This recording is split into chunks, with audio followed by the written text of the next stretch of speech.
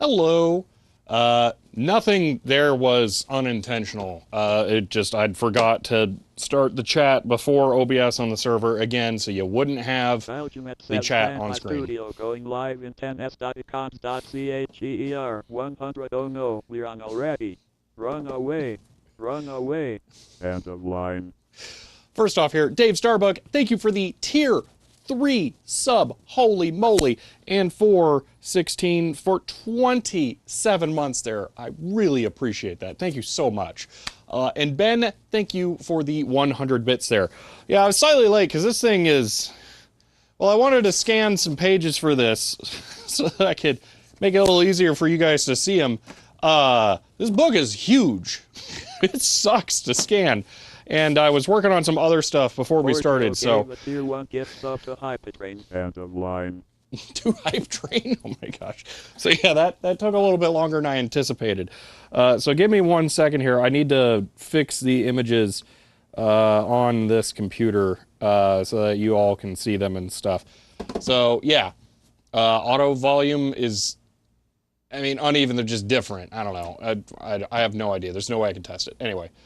Oh, wow. HIFT 1089 subbed as tier 1 and says, end of line.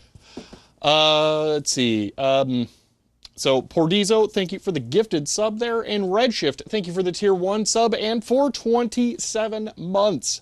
I very much appreciate that. CHER 1000 oh boy Hype Train. End of line. JW... RP sub as tier 1 I'm gonna work. and says, end of line. JW Shield, thank you for the 1,000 bits. Holy moly there. And Fnord, thank you for the tier 1 sub and for 20 months. Thank you. So, yeah, you did nothing with it. Yeah, Alex, I'm not going to say you should take the blame after looking through this thing. I'll get into that. I also don't have any of my drives plugged in, I'm realizing. So I'm gonna need a second because I want to record this to edit a video out of it. Coon says CHER 100 the Hype Trains is not yet at the end of line. Falcon says nice CHER 200 dot in 1 dot. End of line. Chloe, thank you for the 100 bits there. Shields and Spooky. Tier 1 gift sub to Wartamic. End of line. Shields gave a tier 1 gift sub to Dial End of line. Shields gave a tier 1 I hope gift I actually sub got all to this Hickory stuff Kitten. copied. End of line. Shields gave a tier 1 gift sub to Magisha. End of line. Shield gave a tier 1 gift sub to BELI 3v3. End of line. Yeah, it's okay, good. Telegraph for says CHER 100 chugga chugga choo choo. End of line. Belgium it says hype train CHER 100. End of line. Chloe, thank you for the 100 bits. Spooky, thank you for the 200 bits. JW Shields, thank you for the 5 gifted subs there. Wow. Stay hydrated, thank you for the 100 bits. And Ben, thank you for the 100 bits there. Oh, man. Oh, okay. Bear with me for one moment here. I'm still setting some stuff up. We will start in earnest in just a moment. I just have to fix a few things here. Don't need that. Okay. Edit tools. Okay, hold on. Rotate left. Save. Okay, rotate right. Save, format. Okay. This gets rotated left. Okay. And Sarah, hi. Hello. Let's see, could learn better about biasing, setting up transistor stuff. Yeah. Had a bunch of radio stuff like this when you were a kid. See, coffee is unavailable. No, I'm just, you know what? I'm not ready for coffee today. Oh, I'd still have coffee too. So yeah, no. Not yet. Not late. Haven't missed anything. We still have stuff going on. I just, thanks, camera. Recognize. BALKEMMETT says, is this the Bradbury type or the springs that go Boeing type? I ask Springs. because I want to hear the deck talk say Boeing. CHER 100. End of line. It is the springs type. All right, hold on. So I picked out a handful of things we're going to try and make out of this. Okay, and I just wanted to get this all set up so that we can actually do a thing here. Because I think I should be able to do... one moment. Oh, that's right. I'm actually super cheating. Hold on, I forgot how I was really doing this. This was more clever. Let's see. How do I get this to refresh? Just reopen it. Okay. Coffee is good, yeah. So, let's see. Why did it have all sorts of dashes? I don't know. Black Jamalik says CHER 100 200.1. The name reminds me of those Famicom bootleg cards. End of line. So, making sure I'm on track here. Ben, thank you for the 100 bits, and Black Jam, thank you for the 100 bits. Yeah, it is actually, that does sound a lot like a Famicom bootleg cart now that you mention it. It really does. Why can't I connect to this thing? I'm trying to remote desktop to it from No Machine, but it's just not showing up. One moment, let me try manually forcing the IP. Oh, I have a numpad on here. Oh my gosh, this might be the only computer I currently use with a numpad.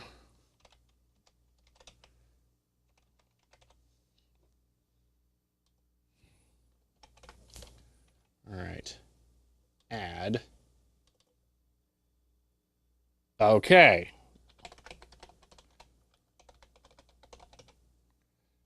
Yeah, save the password, always log in. Oh, it worked. Okay, good. Whew. I don't know why it couldn't detect it. Little bit stuttery. Yeah, it'll probably do that for a second. Okay, there we go. So now I can do this and boop. No, isn't that why I thought that? Oh, it's click here. Aha! Okay, so now we can actually see the pages from scans. Okay, we're close. One more thing. Just got to plug this drive into the other camera and then format it. So one final thing, then we're ready to start. Ugh. I think I might also screw up and left this camera on overnight. I'm not sure, so I'm a little annoyed by that. Okay, come on, find the drive. There it is. Format that. Okay, and go. Okay. Boom. Alrighty. Whew. Okay. That was a lot to get set up. All right. I came in here early today. Okay. I was at the office maybe before 7 actually. I've been here really really early to work on some stuff that I just needed to get done. So yeah, I had a bunch of things going on. So is this the overhead scanner? No, I don't think the overhead scanner could come close to fitting that in it. So no. This is the A vision, and I was scanning it lengthwise, but still only one page at a time. So, yeah. All right. Keyboard without a numpad isn't a proper keyboard. I'll agree, but I can't fit one with a numpad in my laptop bag. Oh, coffee is the best. Okay. What am I at for battery life on this? Can I run sans power cable? It looks like I can. It's fully charged. Perfect. Okay. Whew. Okay. Still haven't closed that drawer. What?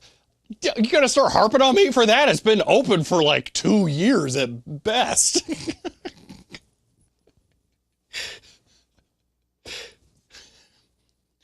All right. Is there an easy button for next here? I think maybe swipe, double tap. How? Just out of curiosity here. I'll bring this up so you can see it. Click, click, double tap. No. Okay, well, we'll just leave it like that then. You'll just have to deal with all the excess stuff. Okay. Whew. This was a real marathon to get this stream going here. Sorry about that. Okay. Sorry. All right. We are 22 minutes into this. Time to properly start. And by 22 minutes into it, I mean the block of time. You know what? Hold on. I need to move this SE30 that's just down here for, you know, reasons. So that way I can walk around a little bit easier.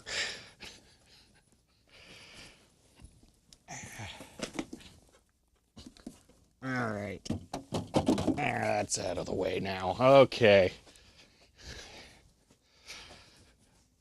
All right. Okay. Can fit a laptop with a numpad. I have, it's a keyboard, like an external Bluetooth keyboard. That's what I'm talking about. Okay. Got some free vintage PCs from a guy who had them in a barn. Oh my gosh. But he uses rat's nets. Ah, yay. Delightful. Okay. I'm just trying to figure out how to start this video at this point. Okay, there was one thing I wasn't sure about, and we're good. All right. We're ready to start in earnest now. Okay, so let's actually get going here. Okay. So I'm gonna take this out of frame for a second. Hopefully I don't sit on that like an idiot. All right. Oh man. Hope your guys' days are going well. It's this has been an early day after bad sleep for me. Let's make my phone shut up because I'm really tired of it making sounds. By the way, the default on this thing is to have the volume rockers control media sound when nothing is playing. Like, why? That's so stupid. So you think, oh, I'm going to hold the volume down button and then it'll be muted. No, no, no. You still hear every notification sound. Just... Okay. Is that one of those ones with the meter and stuff on the back? Mine is from 1981. So yeah. DZAC, you can change it to make it actually control the real volume level of notifications and stuff. So yeah, it's in the settings. Okay. Whew.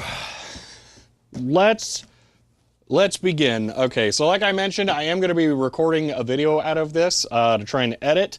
So the start's going to be slightly rough, and then it should smooth out because I have some stuff planned already. I've already looked through. I have plans for what I want to put together from this, and plans for what I absolutely do not want to put together from this as well. So you'll see what I mean as we go into this.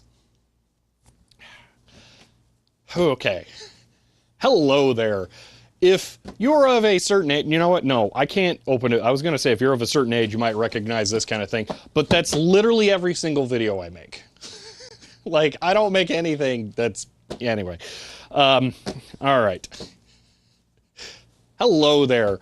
Today, we're going to be taking a look at a cool product category.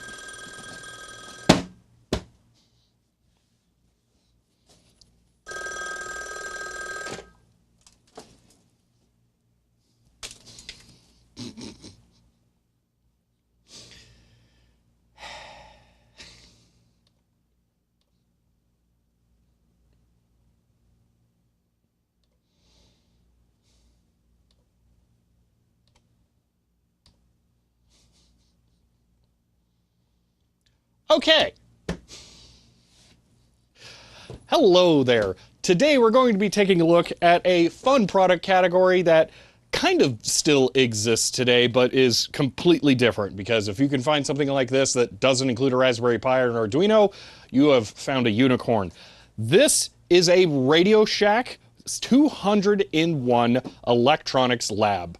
And I had one of these when I was young, and it was always one of those things that I wanted to use more, but was very confusing. Now, I have a much better understanding of how electronics works. I've done it professionally even. So I think it would be a lot of fun to go back and take a look at one of these with a more comprehensive knowledge behind me now to understand what these are trying to teach, how they're teaching it, and what we have in here. And this particular one is from 1981, which puts it being around the same time as the TRS-80 Model 1 that Radio Shack had also sold at the time, which was their first home computer. So let's take a look at what this thing tries to teach you when you're a kid. And this one here is very, very complete, if not never used. All right, that intro kind of sucked, but oh well. All right. Let me make sure that didn't break the chat. Okay, it did not.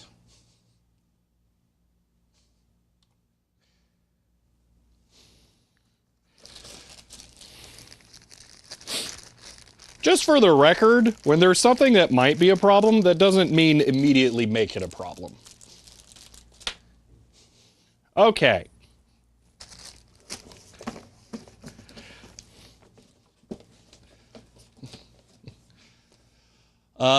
It's checking here.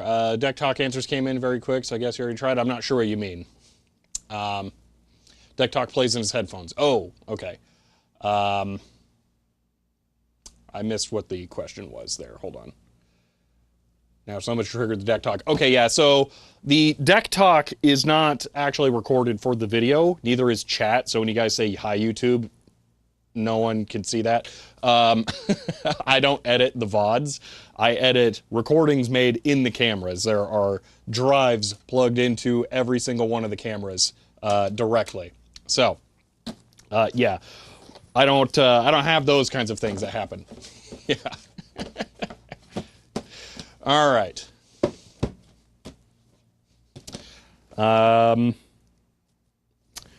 All right, I'm trying to figure out how we want to handle this. I don't think there is a back. No.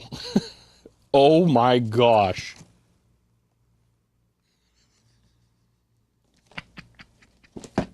There is visible history on this. Oh, that's hilarious. Seen bits of VODs in various videos. Yeah, but I don't edit from the VODs normally. The only reason I use a VOD is when I have no other choice. So, because I don't record the cameras for the full 4 hours. But if something happens that's critical while I'm not recording, then I will have to refer to that. But I don't edit from that directly. So, maximum effort to bring chat into the video. There's a lot that goes on. So the chat doesn't even happen in the office. The chat is put on the video at my house at home because it's done by the server.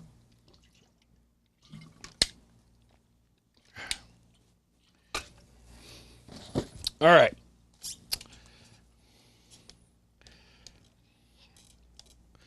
Oh, it's going to be one of those days. One moment. Today we use the circular polarizer. Because I don't want to deal with reflections for the next 3 hours or whatever. Hi, server. There you go.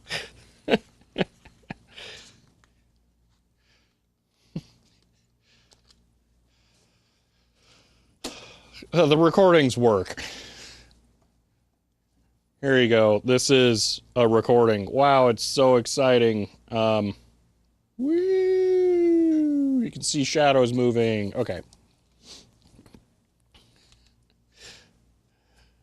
All right. Oh, that's so much better. That's going to make my life so much easier. Yeah, circular polarizers are magic. Let's make the white balance not suck, too. Wait, it's correct. Why does it look so bad? It's very yellow. Well, I guess... No, the box isn't that yellow. All right, against my better judgment, I'll make it slightly less yellow.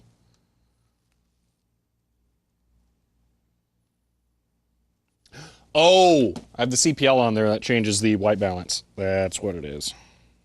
Okay, now I believe it's 4650 with the CPL. Yeah, okay, that looks more correct than 13 tint. Love it when you gotta know the color adjustments of your filter that isn't supposed to be a color thing. All right.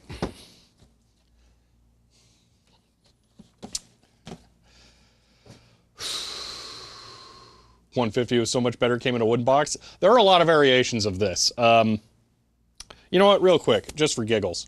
I want to see if I have my other one here. I think I do. Let's see, I absolutely do. Oh, we might need it, so probably not a bad idea for me to grab it. Oh my gosh, it's so much later. I got the book and everything. Oh, I wonder if I have batteries in it. You know what? This might be good to check, actually. Hopefully I don't have batteries in it. Oh, I don't, because they were smart. The batteries go right here. Excellent. Okay. Oh, there's extra goodies in here even, because I am a weirdo. Here's part of a CD motor transport. I'm going to get this wad of vinyl tape that's liquidizing out of there. Okay.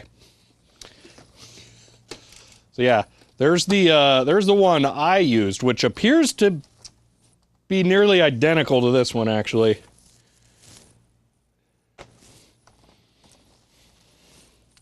They're completely identical. That's hilarious. So are these books the same? Wait a minute. Oh my gosh.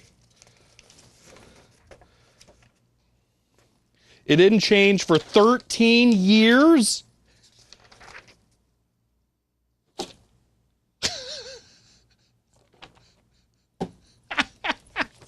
Okay. Hold on. That's going in the video.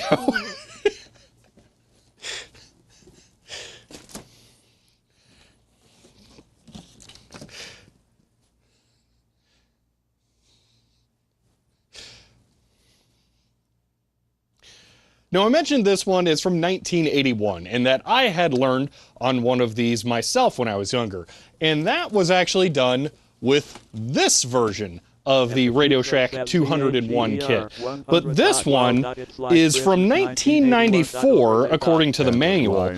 The manual has the copyright date right at the front. But looking back at this one, after looking at this one, I'm noticing that they are exactly the same. So weirdly, this should feel pretty familiar to me. And we'll probably look at this a little bit later, but looking over what's on the two of them, yeah, it's the exact same. So there's a good chance that no matter when you actually tried to use one of these, if it was a 201, it was probably this exact setup, but started with this one.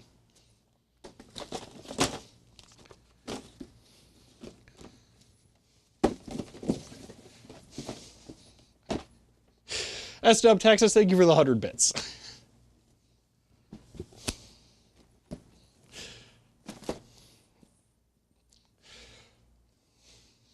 Way to talk through the deck talk. It has become a learned skill. All right. First one's older than the one I have, and the second one's newer. Probably the same still, though.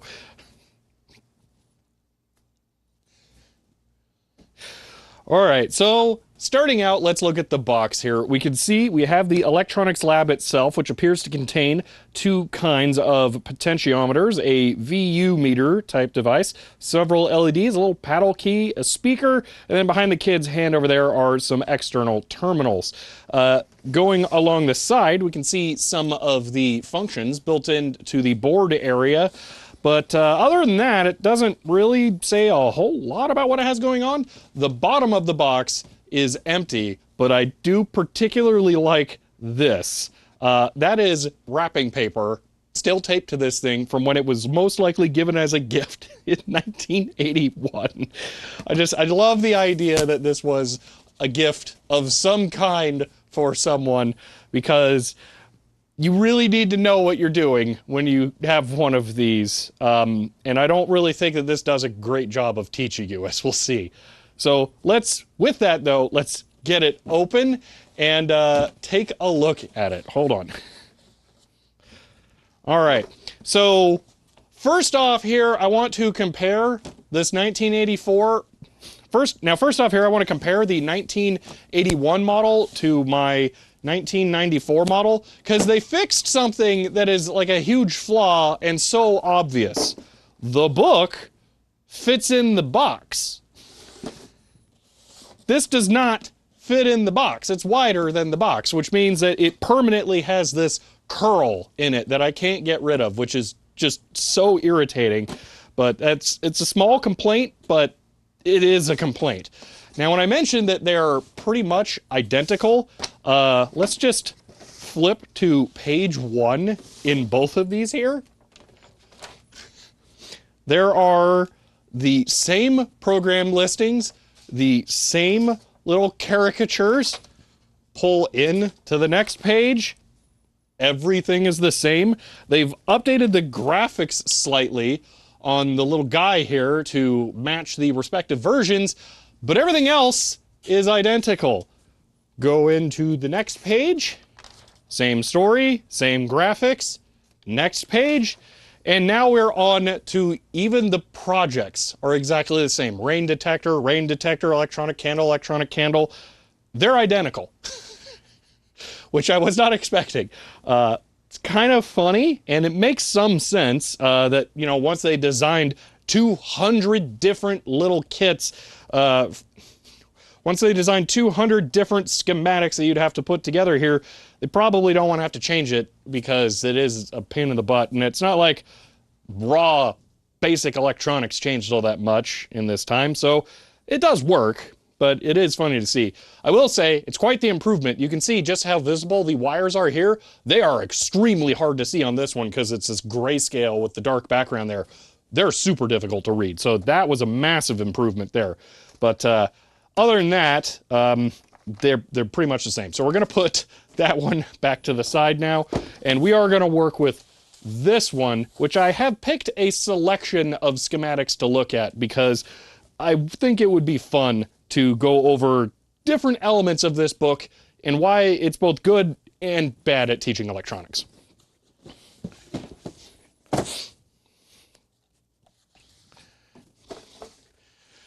Now, first up here, I want to look at the box, and I want you to think, what is going on here, and what kind of... Hold on, let me rephrase this. Now, the first thing I want to look at is the front of the box here, and what kind of kit they're wiring up. I actually only see 1 or 2 wires on here, which means that she's holding up the earphone for, like, no good reason. But what would you expect to be going on here? You got the brother who's looking extremely happy, the little girl who's probably just been told to put this in her ear, and the kid's about to connect a wire.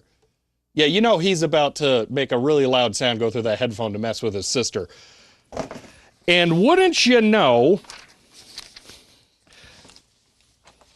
the book has a schematic called ear splitter.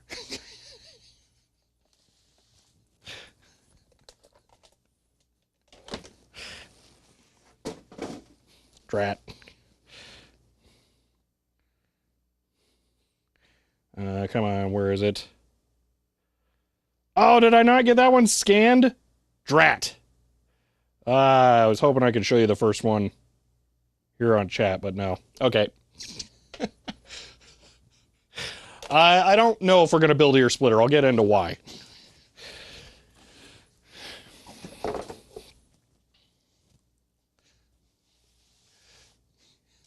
Your kit's 130 and 1? Ah.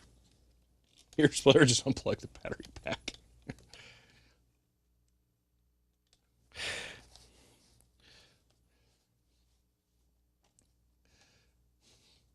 Deafness just seemed to be a normal thing back then. Now, ear splitter and all of these other schematics, for now, let's say at the front of the book, are using this photo style where they have an image that represents where all of the wires go onto the different terminals on here. And I suppose I haven't shown the actual electronics lab yet, which is this, but the basic premise is, once you open this, which mine did not come with a lid, by the way, that's super nice. You open this and you have spring terminals that you put a piece of wire in between the coils of, release, and then it holds it in place. It's like a very dedicated, purposeful breadboard. So what this is showing you is exactly where you route the wires. This design allows the user to not need a knowledge of electronics. This is something they get into later in this book, having actual electronic schematics, but for now, they start out without that. And this is where my biggest problem with this book starts. The very first schematic in here is Wheel of Fortune.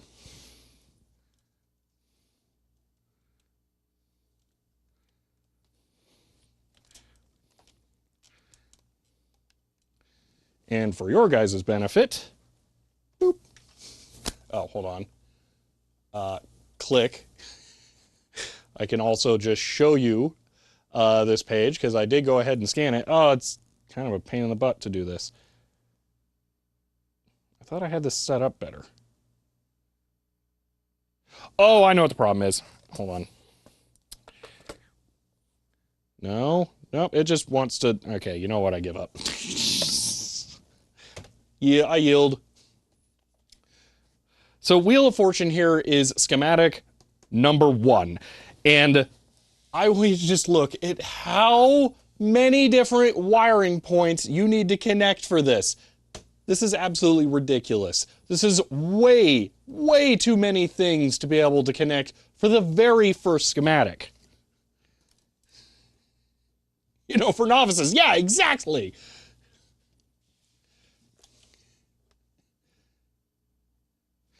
And I noticed this just happens to be a trend for every single one of these first starting.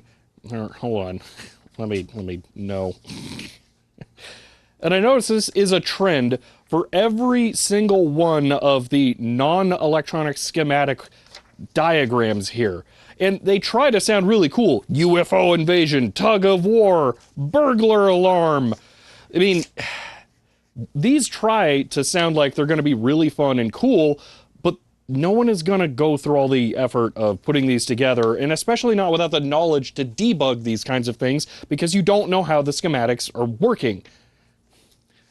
Now, on page 19 is where it starts to prep you that you're going to switch to proper electronic schematics. And once you switch over to that, boom, you get button, power source, LED.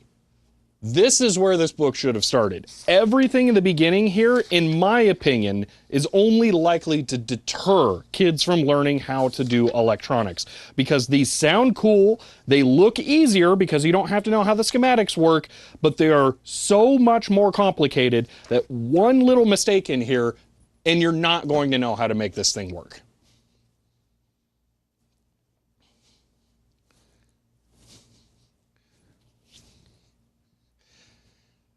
They figure the first game kids tried wasn't impressive, they give up. See, the thing is these are just way too complicated. I can tell you from personal experience, I never made it into this section of the book. I didn't. I tried to get through these. They were too hard, and that's exactly what happened. So yeah, I didn't even realize that the books were identical until like just now as we were filming this. And yeah, that's exactly what happened. Not just making mistakes, bad connections on the springs. Yeah, there's lots of things in here. That's why there's a cheat sheet at the bottom. That's the wiring points. But dude, you think a kid is going to want to look at all of this nonsense and try and figure it out? That sucks. I don't think there was a single time I looked at that. I looked at the picture. Like, I was looking at this. Ain't no way, no how I was looking at these nerd numbers down here.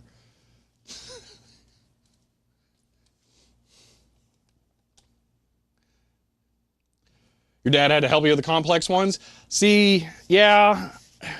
This does go back to a different time where you would be able to get your parents to be able to help you with something like this. I'm going to be real. Nowadays, I think it's a much harder sell because not only does your kid not have to be distracted looking at a tablet, your parent has to put down their phone to be able to actually work with the kid for a bit. So the ideal here of the parent supervising all of this happening is a little more dead now than ever. But that's about what this would have taken, and even still, I don't think it's fair to put this on the parent because this is just so complicated. I went into IT management rather than electronics. No family would help me. See? Yeah. Here in chat, I'm getting multiple people who are like, yeah, that happened to me too. The wiring at the bottom was all you used. Interesting. I'm curious, did you have someone helping you, JJ, work through this stuff, or was it just handed to you and like, good luck? They're like, that surely Dad would help. Yeah.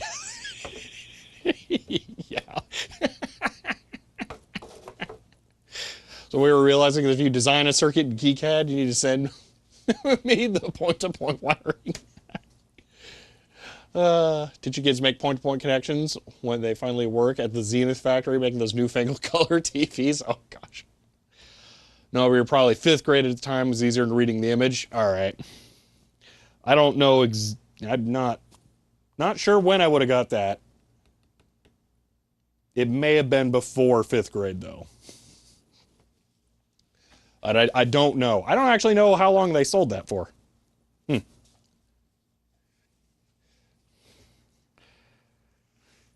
All right. And the other thing is, you know, not every kid is also going to be that great at sitting down and taking the advice from their parents on how to put this thing together. I know I was not looking for more schoolwork after I got home from school. So I probably, if I had been given help from a parent, would not have been all that receptive of it, potentially.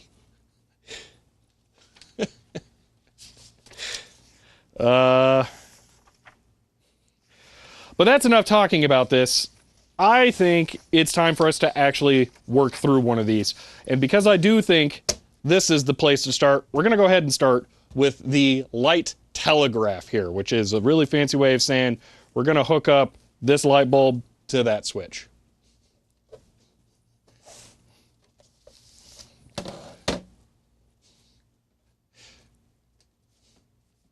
And just use the numbers. Actually, I'm curious here, because I do remember, yeah, the numbers are on the schematic. I wonder if they take them away. So you can see those are there. So how about much later into the book?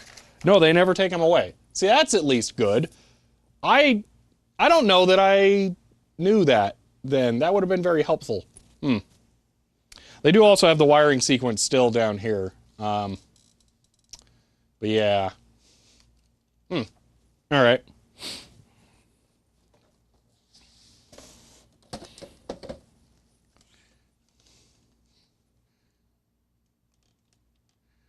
That was kind of too long of a rant about this thing for the beginning, so that's unfortunate. That'll probably have to get edited down a lot.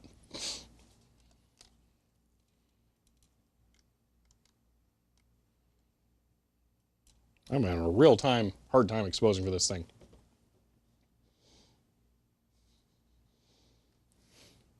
Okay. Yeah, I think we're good there. All right.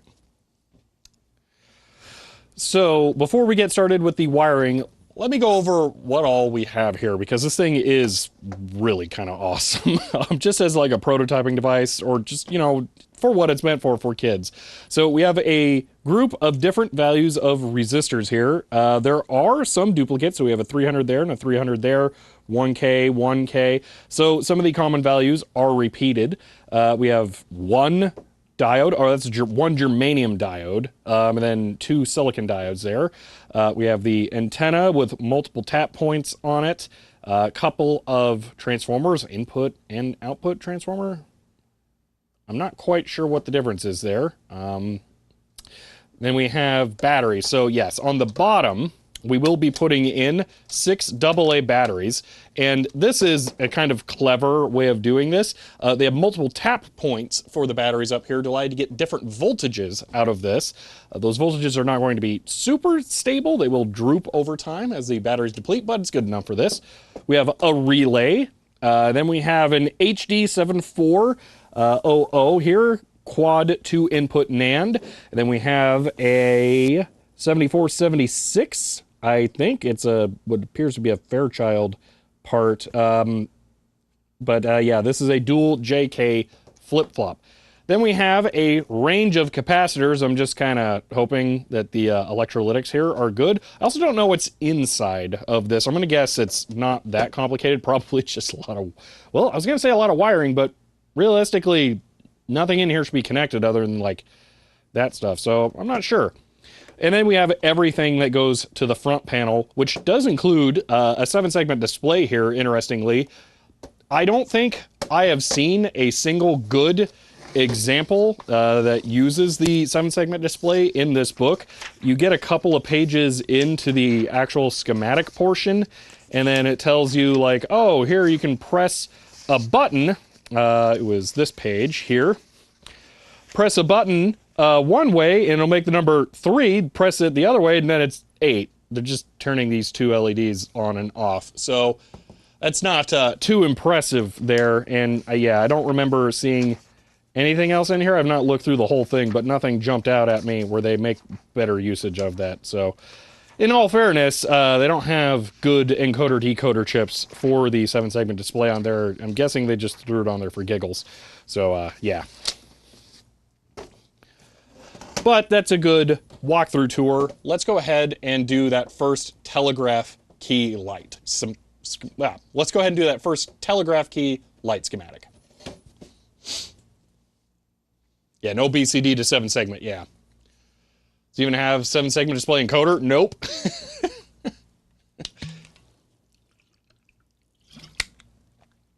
Difference in impedance of the windings on the input and output transformers? Okay. Oh my gosh.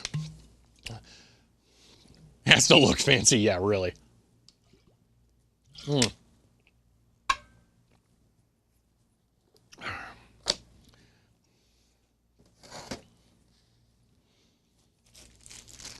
know, I wonder how many of these were never used. Wow, that red is really washed out in the camera. That's overexposed. If I bring this down, it'll become very red. Yeah. This camera has a really bad habit of overexposing red. It's quite annoying. Yeah, I'm guessing this was never used, based on all of the wires still being grouped by color in the bag here.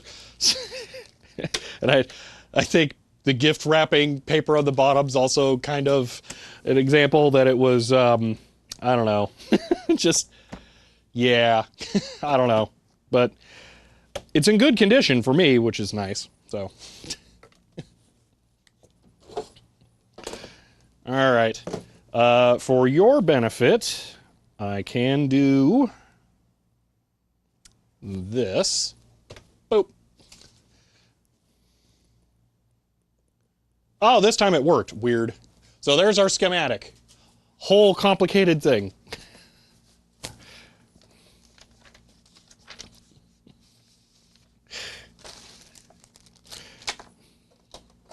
Oh yeah, I gotta get batteries. Probably enough components on that to make jank fuzz pedal circuit. Oh, absolutely. I'm gonna give you guys a hint of, excuse me, one of the things we're gonna do today. Booyah. That's like the thing to do. But for right now, we're going to keep it simple. Let me get some batteries after I figure out which ones are and are not leaking.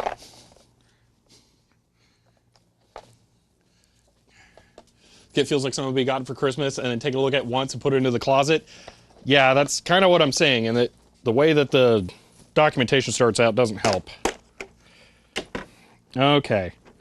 So, not leaking, not leaking, not leaking, not leaking, not leaking, not leaking. Oh man, score! I actually found 6 that are good.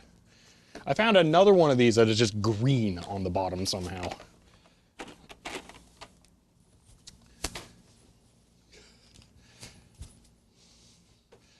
Yeah, I actually have no idea what we're going to be able to pick up with this, if I'm honest.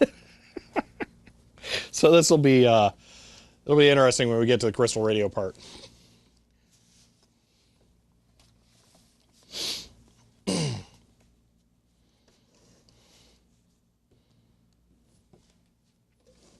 All right.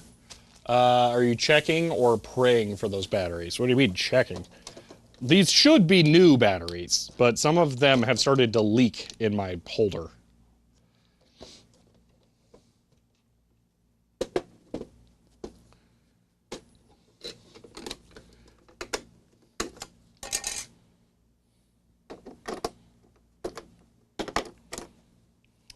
There was a little bit of leakage on some batteries that were left in here.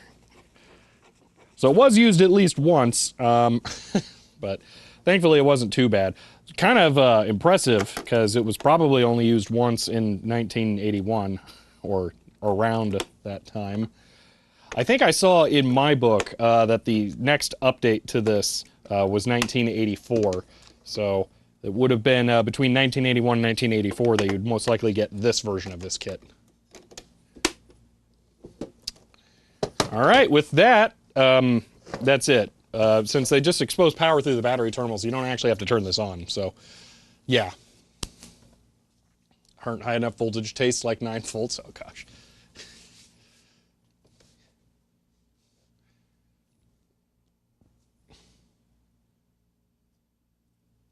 Does that have one of those spy communicator detector circuits? I believe so, actually.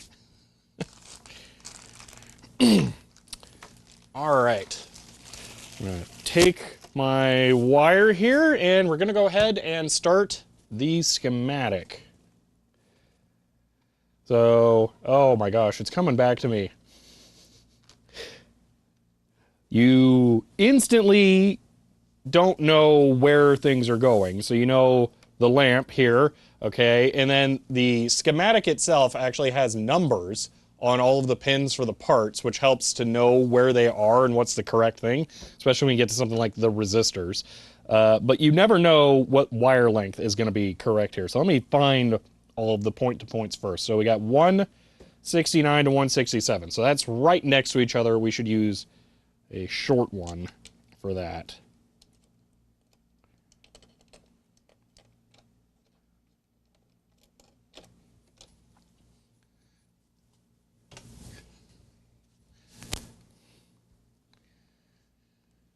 And we're going to do 170 to 56. 56 is up here.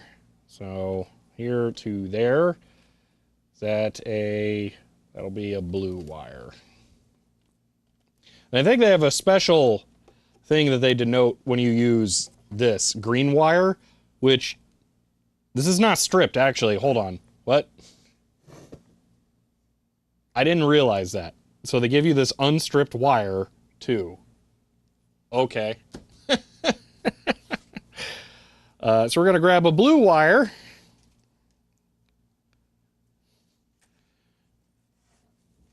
To go from 170 to 56 here. And I'm going to go ahead and get the earphone out of here. That's for the antenna. It's still not stripped, though. Anywhere.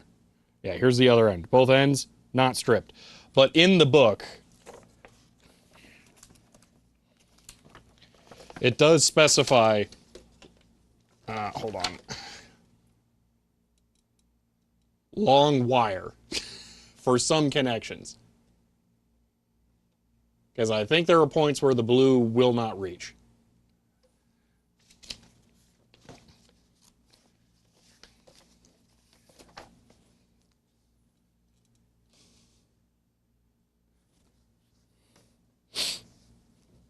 All right. And 57 to 168 here.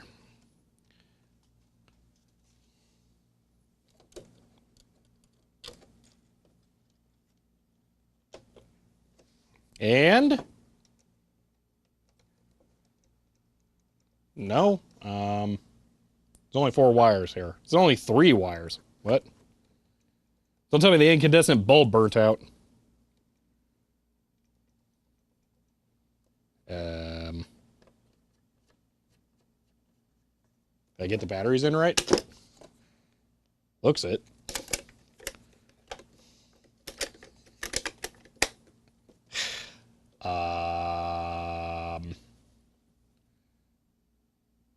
56 and 57. Okay.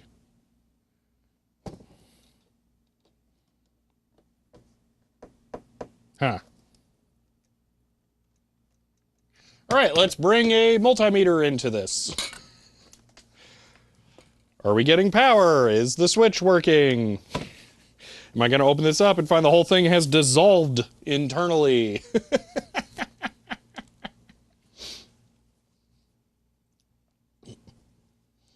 Multimeter sold separately. Yeah. Okay, power. Well, that's good. Okay, so power's working. It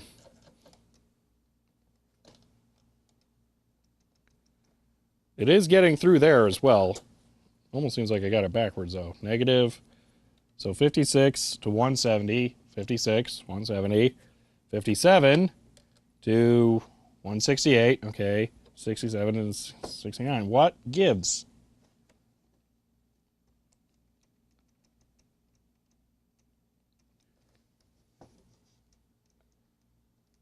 I'm going to guess a little monster blew out the incandescent bulb. But also the switch isn't working. Hold on. Let me just disconnect the switch. Set this to beep mode. Oh, this is key. Hold on.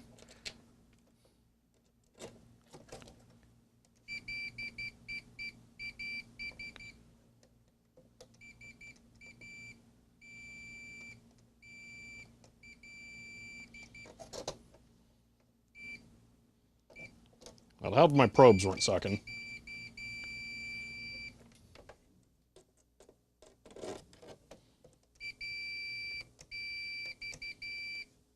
All right, so yeah, the key works.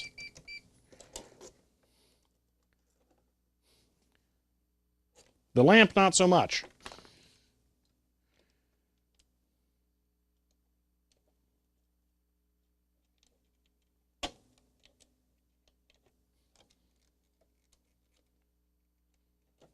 You know what? What if it's really dim? No.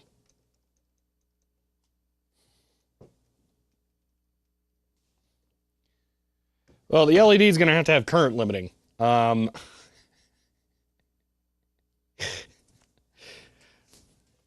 right, we're going off the beaten path already. I mean, an LED should just work. So hold on here.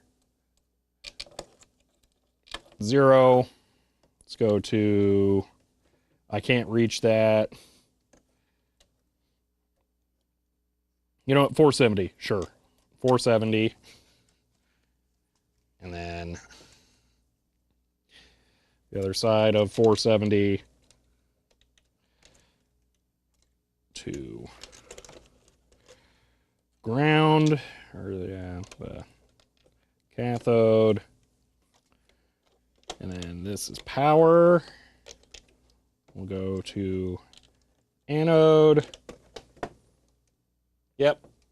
So that works. Dude, is my incandescent bulb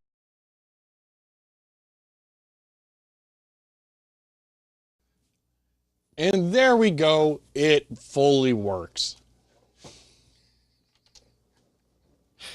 No. So I just checked. I do get a resistance measurement through the bulb, but it's not working. Let me make sure I'm getting voltage through this.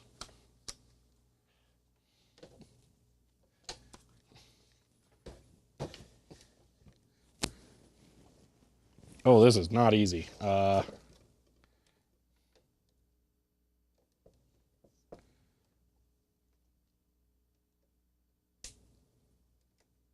Yep, I get 3.3 volts through the socket. Why does this not want to work? It doesn't look blown, doesn't sound blown.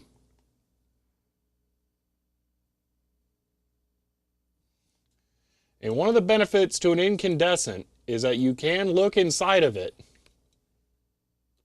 You can see the filament, and the filament there is intact. So it looks fine.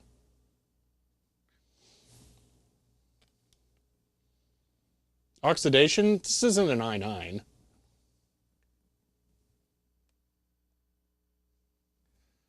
Screw more tightly and try again. Yeah, I just wish I didn't have to screw it by the glass, but I did actually give that a shot.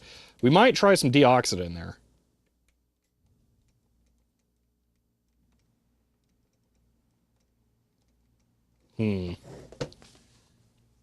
Really placed it with a higher voltage one. It looks exactly like the one that's on the box, so I don't know. Let me try the deoxit. Scott, is this a Xeon CPU? No, because it's fast. That's how you know it's a Xeon. This isn't fast. Deoxit is too fancy for that.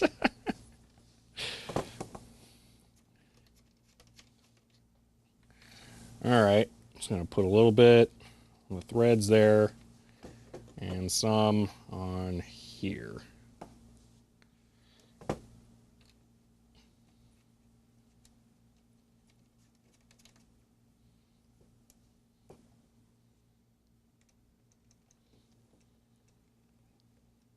All right, this is bugging me.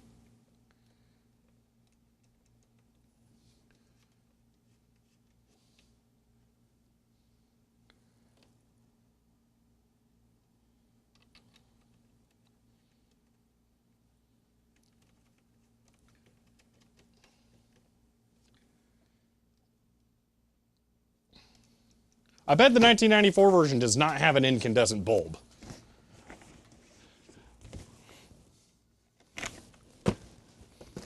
Which does beg the question of how this schematic works. The light telegraph, and then they hook it to an LED. So it does not have that. They just cheat. Boo. Lame. Cut power to... power... Well, I can unscrew the bulb. Yeah. Yeah, are the batteries dead? No, they're fine. The volt... So I get full voltage through this. This measures with continuity. It's about 1 meg. The filament looks like it's intact. 3.3 volts seems a little low to me. I'm wondering if it needs to be more. I don't... Oh, there it is. 2.5 V? Is it a 2.5 volt? 1M is not a working bulb. Well, that could be it then, because that was about what it was.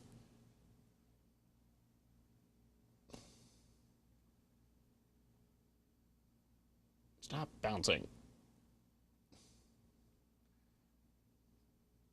So it looks like 2.5 volt, maybe.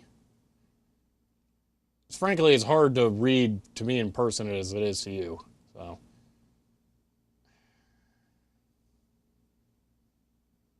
2.5. So the 3 then should be really good.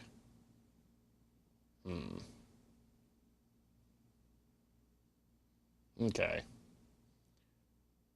Weird.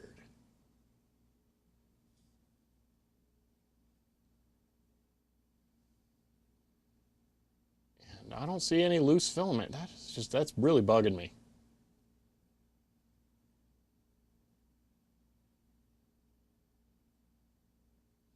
Hmm.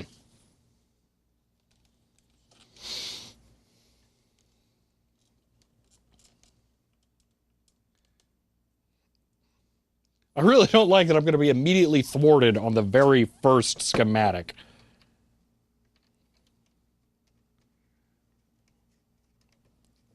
For giggles, let me test continuity through the bulb in the socket.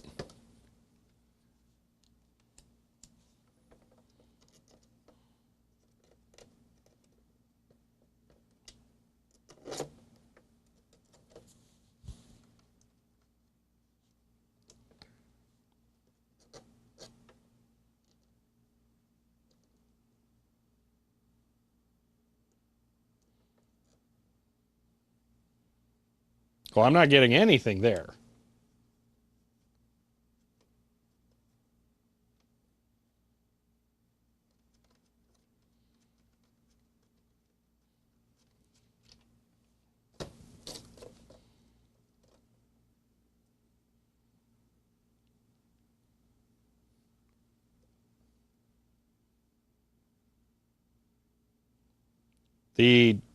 I don't know if it's like heating up or something, but the resistance keeps changing. It's down to 1.3 mega ohms.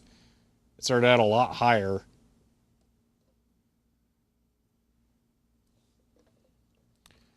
But yeah, I get absolutely nothing through here. Which, I mean, I do with the key. Yeah, that works. Resistance, 3 ohms. But then this, nothing. The bulb is not connecting correctly. All right, I guess we're taking it apart.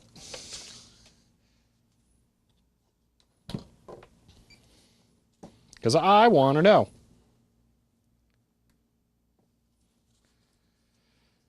Yeah, you know what? Actually, we could do that. Hold on. We can just put the... it's not like there's a resistor or anything here. I'm just going to put the wires directly to the bulb.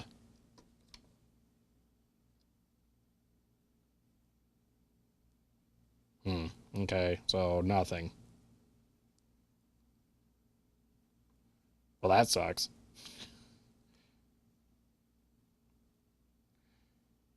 All right, then.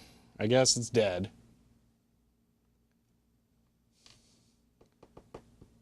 Is that would have gone on Christmas morning? Yeah. All right. Yeah, it might actually be a DOA bulb. That would be super annoying. All right. The bulb is blown. Sorry, dude. Yeah. CHEER 100. End of line. Thank you for the 100 bits, Ben. Oh, well. And Stompy-san, a while ago, thank you for the Prime sub. Sorry I missed that. Yeah, we've done enough tests with the bulb. I'm willing to write it off. Well, all right, then. I guess the bulb is dead. At least we can do the same test with the LEDs, I suppose.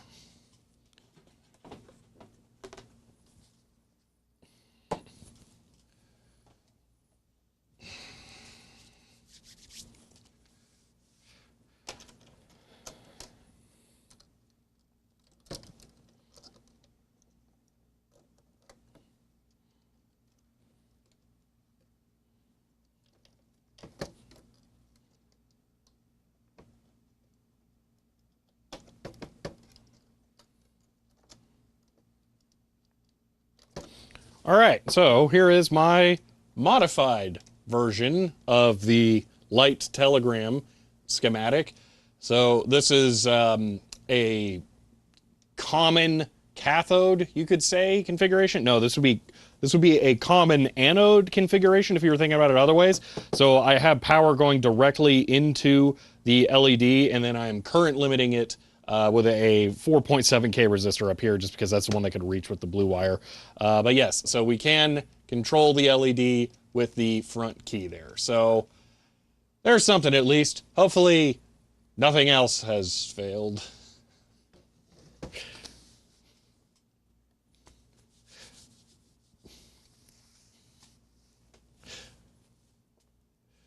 All All right. Shelbyized version 2024. Yeah, really. All right. So let's next go with this. Because I think this could be pretty interesting here. Oh, we got a long wire one. Great.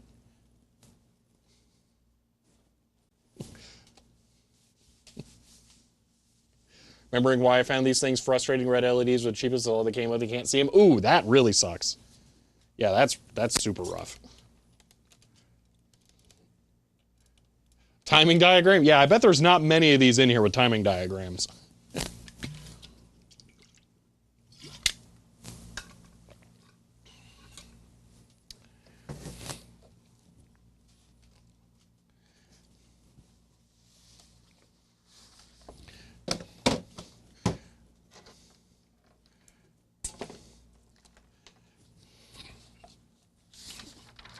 Okay, so how much farther into it is this one? I didn't pay attention. What's the number? 70! Holy moly, they hold the good stuff till much later. Okay. All right, now we're going to go much later into the book for a more interesting schematic here. An RS, hold on, that's not even slightly in focus.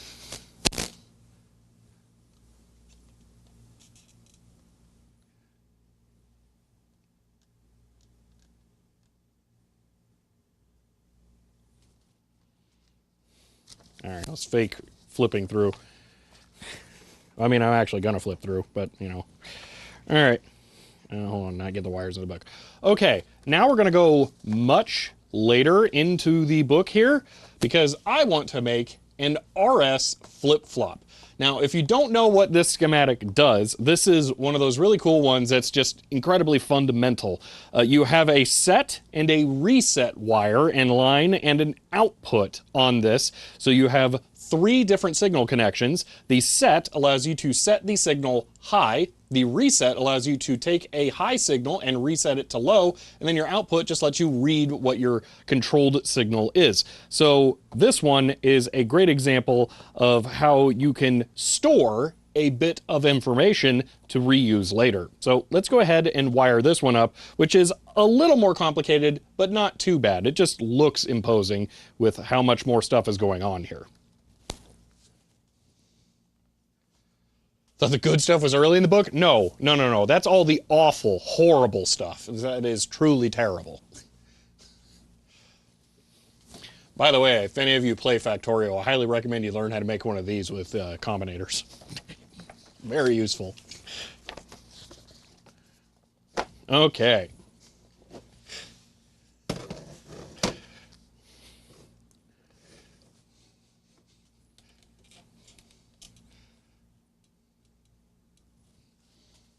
Satisfactory or bust? Pfft. Not even close. I will say I played Satisfactory first only because I knew I would like Factorio more. I was right.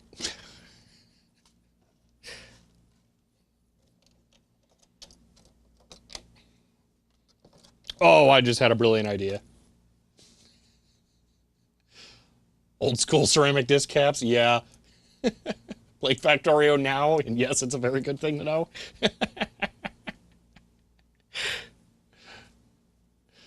Let's end up in a wall at a window to get rid of this junk right before the end of the stream? I don't think so. It's Factorio backer. Ooh, fancy. Yeah, I was not. It actually took a lot for me to be convinced to try it. All right. Factorio is vastly superior, really. It is. As far as the actual gameplay, it is. And it scales up so much better. Anyway, let's go ahead and get started here. So, I'm actually going to look at the scan too, I think. It's a lot easier to follow. So, interesting. We're basically making a ground bus starting from 158 here. That's going to connect to a bunch of different things. And this is where this gets slightly annoying, is that we don't have like a power rail and a ground rail in this. It might have been nice, because we're using 4.5 volts on this schematic. It might have been nice if there were just more tap points around here for just the common voltages rather than all the way up in the corner. You know, actually, why is this up in the corner? Now that I think about it, this should have been in the middle, because every single project is going to need power. So why is this all the way? That's the worst possible spot. I never realized that. That's really poorly laid out. But all right, let's take 158 here, and I'm gonna start connecting all of our grounds first, just so that we have a baseline. Ooh, you know, it would be hard, but I wonder if there are any schematics in this that, if they are built in the incorrect order, could damage something. Because one thing about this is that you don't know what order the wires are going to be built by the person who's reading this. So that could introduce some stuff. All right, we got 81 and 84 as connection points, as well as 143, which is all the way down there. This wire will not reach that point, so I'm going to reveal a trick to make this wire reach this point. We're going to use this screw post here as a join, and then we're going to just connect that on over. So this is not necessary. We're not using the 7-segment display, but because we need to get ground all the way over to here, we're going to go ahead and do that. Cool, the battery's connected to rails with connection points all around the board. So that's what I was saying initially, stay hydrated, and then I realized just how dumb that spot is. That is awful. Screws go boing now. They're not like the door stops on baseboards. They don't do, no. It doesn't help that this is cardboard, so it just soaks up all the energy. Oh, I am very well aware of the DLC for Factorio coming out. I'm trying to rush a playthrough of space exploration because I know I will never play it after Space Age comes out. All right, so now we need to go to 81 and 84. And we have an interesting choice to make here. I'm going to join these two, and I only need to connect one. And I'm going to go ahead and do that. Maybe. Oh, wait, is a yellow wire a long wire? Oh, a yellow wire is a long wire. Okay, they were folded up so many times I didn't realize that. Okay, so we don't need to use the blue wire hack here. Okay, get rid of this. We have a wire that is long enough. Okay, good. Still doesn't excuse the battery connection being all the way over there, but at least we don't have to do my hokey workaround.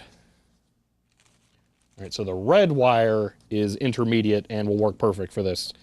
Just disregard the fact that we're using red wires to connect ground. Okay. Why do you think I'm playing Factorio at the moment? Yeah, really. All right, rushing space exploration. You don't rush that mod, it consumes your life. No kidding. It is, yeah. Okay. All right, is that all of the grounds? We need 143. Yep. Okay, that's all of the grounds. Okay, we're not going to do all the powers yet. We're going to do that last. All right, so we need to connect 79 and 82 to... What is going on with this schematic?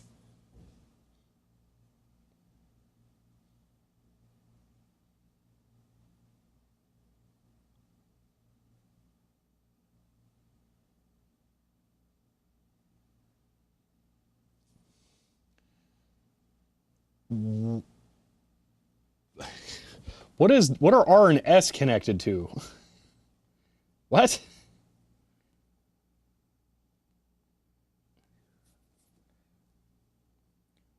So there's bus terminology here, 58, 84, 81, 143.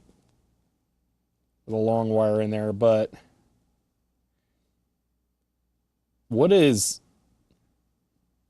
this connection supposed to mean? Oh my gosh! We only have one switch. And we're using a wire loose on the circuit to tap the gates on the transistors. Are you kidding me?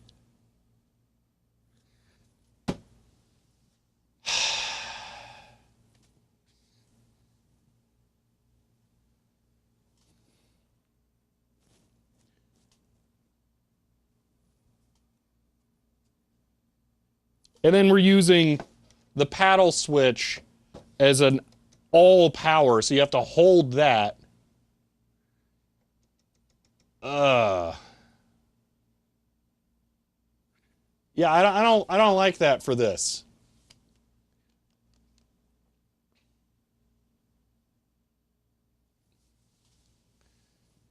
Yeah, you become an integral part of the circuit's operation. Yeah, no, that's awful. That's how they get you. Yeah. How much did you like this back in 1994? Not. I didn't get that far with it. I definitely did get a little far. I mean, I wonder if we could figure out which thing I was trying to build here with all this nightmare going on. Because I was clearly onto something. I was trying to do something with one of the 7-segment displays. Woe is me. I didn't know that there was nothing to do with those. Man, I got all sorts of knobs and doodads connected. Why do I have the 2 pots connected and the relay? I must have been trying to build a radio or something. I don't know. Real flip-flop was us all along? Yeah, really. Control. So this is...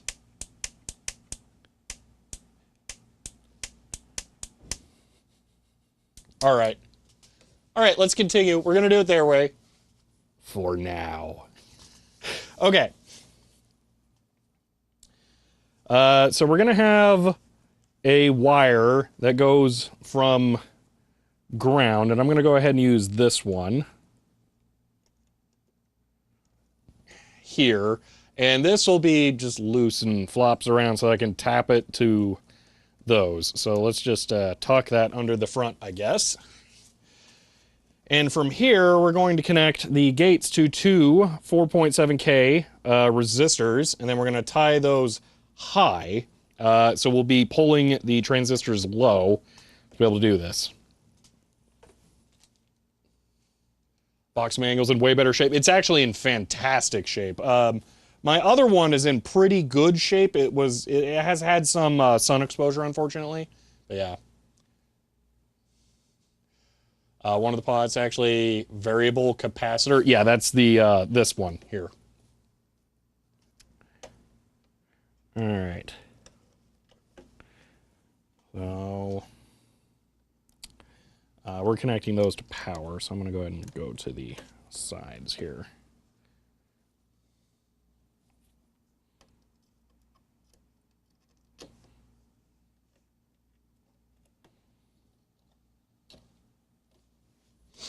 Okay.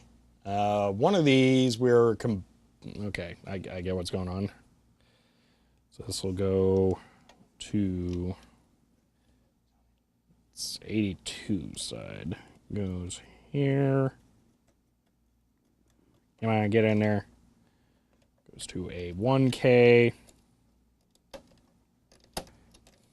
So one of the fun things you got to watch out for when you're doing this is it is entirely possible to push too much of the wire into the spring and then crimp down on the insulation, which if you've ever put wires into a Phoenix terminal before, you'll be very well aware of, but that is 100% a problem that happens on these spring terminals, which is another fun reason that debugging these is a nightmare. So, yay. All right, we're going to connect 80 to yeah, this side of 1K. Then the 1K goes to power. Love collecting these? They are cool. Never seen one of these designed to keep the electronics inside without a with a front panel outside. It gets even better because when you have a thing that's done, it has a lid that locks. This one's really awesome. It's also the first one, I think, that Radio Shack released. Schematic overlaid is being rude to your plasma TV. Want me to have it dance around a little bit every now and then? And also, you're watching it on the HP?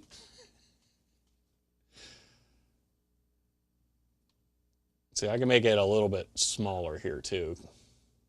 But there's not a lot I can do about that. It is just going to be static.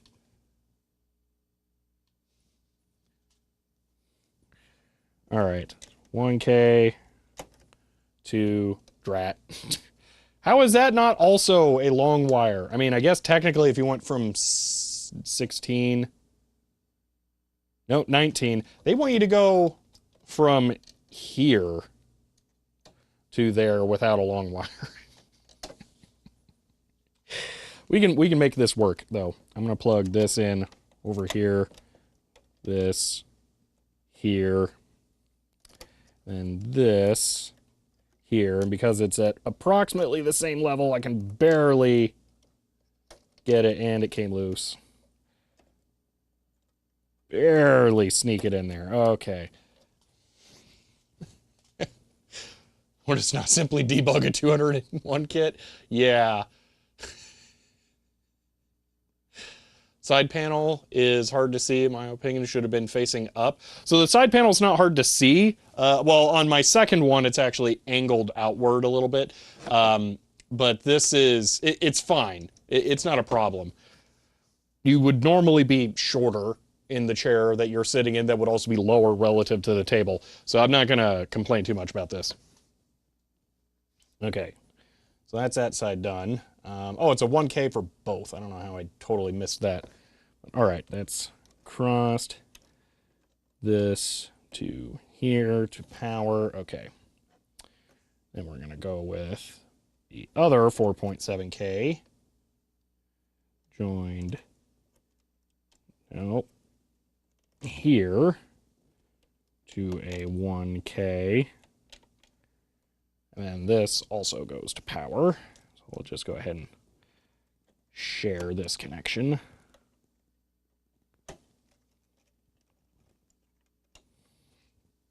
All right. I guess one benefit to doing it their way is I was mentioning, like, oh, what happens if you connect power in the wrong order? They're going to use the paddle switch in front to control power. So power is not going to be hooked up. Wait, no, never mind. Power's hooked up now to the transistor because we got ground and that. Never mind. I have no idea what they're doing. Oh, I'm supposed to have not connected this to here. I'm supposed to have connected it to the switch. Key. Wait, 140 power. 141. Where is that? Oh, they're going here. Okay.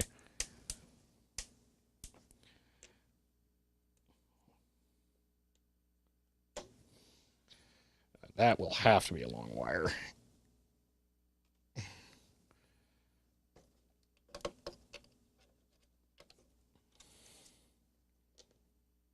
There we go. Okay. So there's that. All right. So now power is making that click. Okay.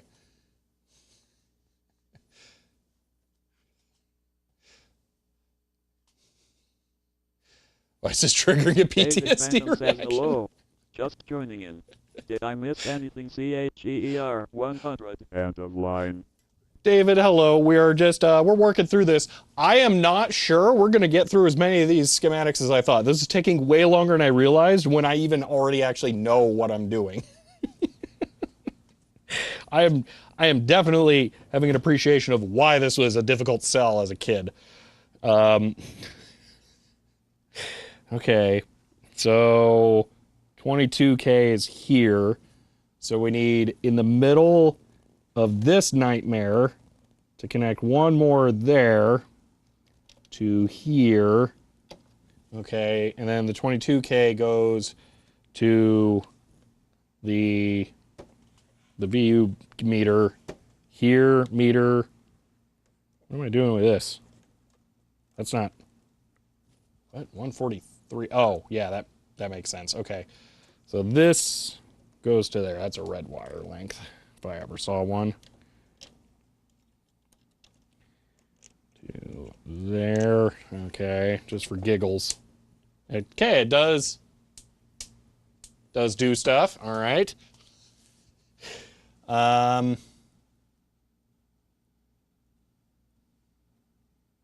Is that it?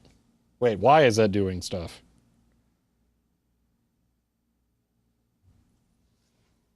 Oh, no, that's correct. Okay. So, all right, hold on. Let's check this out.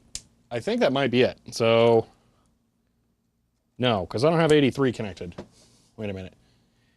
80 is connected, 83 is not. 83 goes to, oh my gosh, it's a fourth wire going into this nightmare?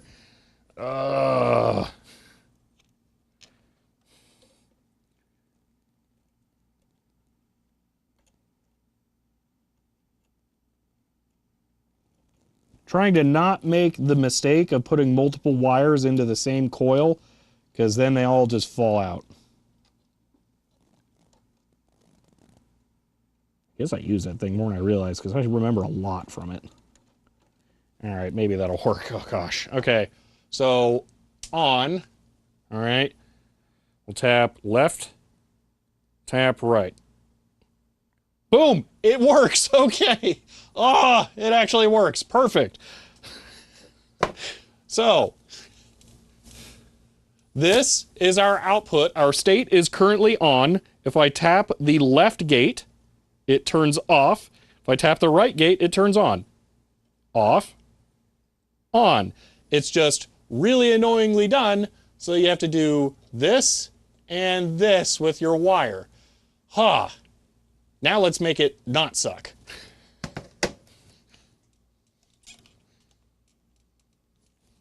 Okay, so the thing that's really terrible about this is we only have 2 switches on here. So what we can do to improve this is make the switches function as our controls of this. Now, one of these is a latch switch, which you might think, oh, that's going to make this kind of a pain, isn't it? No, not as much as you might think. So if we go back to the schematic, we can see that set can be held, and then when set is held, reset will not go high. So if we leave set as a latch, then it should work more predictably, because we can unlatch, set it, lock it off, and then we can hit reset whenever we want. So we're going to wire this to set, and then we're going to wire this to reset. And then I'm also going to put my output to one of the LEDs to make this a little more obvious. So let's go ahead and modify this.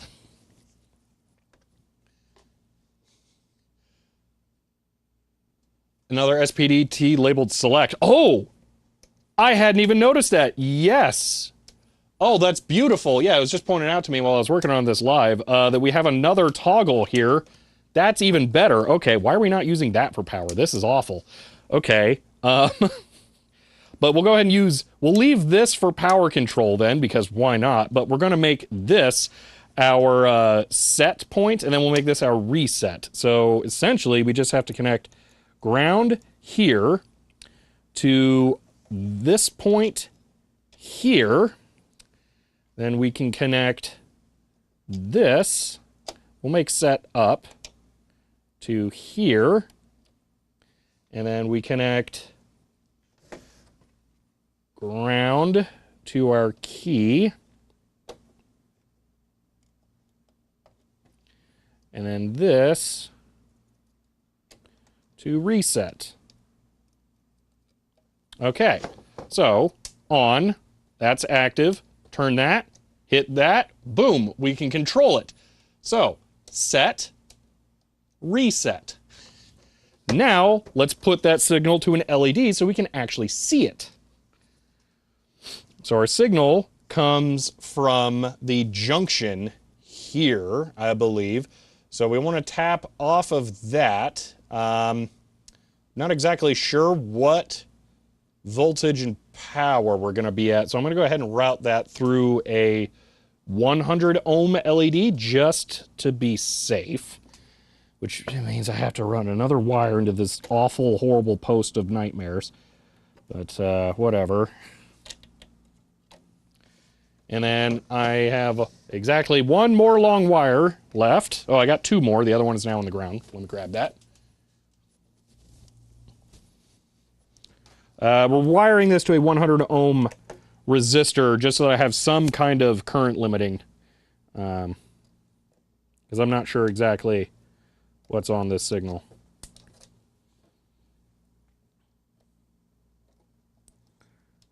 Or what voltage is here. Okay. So, power, LED, reset. Oh, the LED. Why is the LED staying on? Ooh, the LED's changing the circuit. So if I remove that, on. Oh, I broke it now. Great. I bet I messed something up in this cluster. Yep, where's that wire go? 29, it's 22K, yep, goes to this. Yeah, okay. Just without the LED. Why is that so much higher now?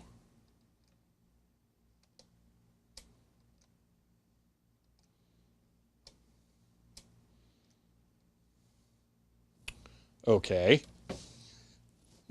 Failure can be directly attributed to your cable management. How am I supposed to cable manage this?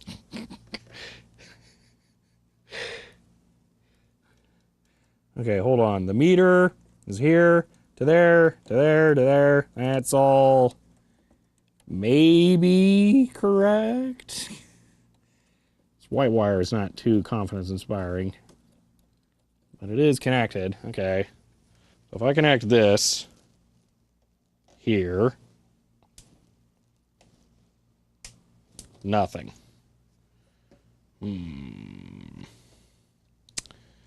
Okay.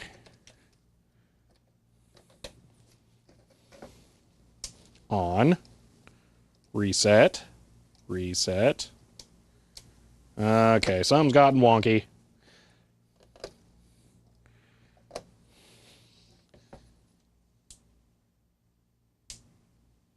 Reset. It's not working. And set makes it really high voltage for some reason.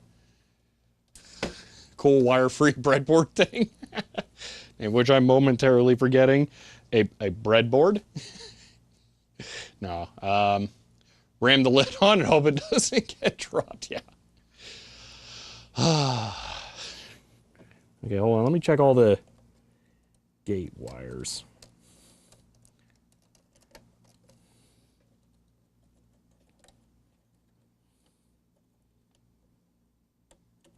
Something definitely seems wonky somewhere.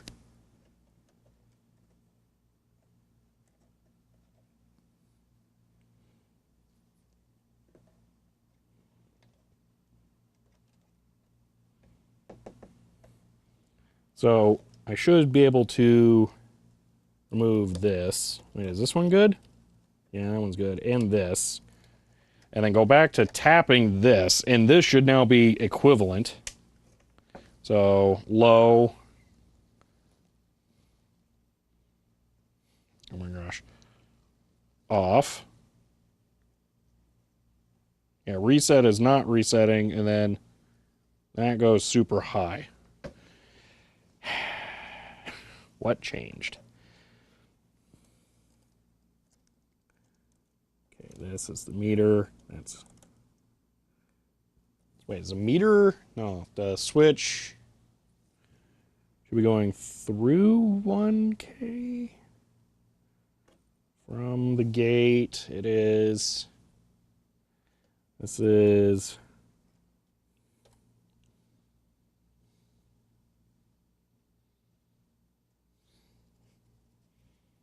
Meter should go to 22K.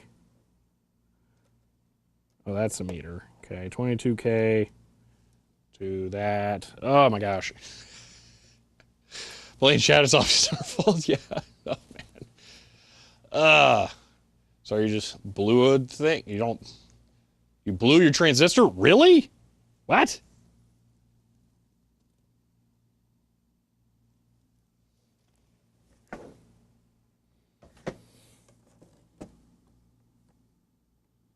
If I did, I'm boned because I don't have one of those. That would really suck.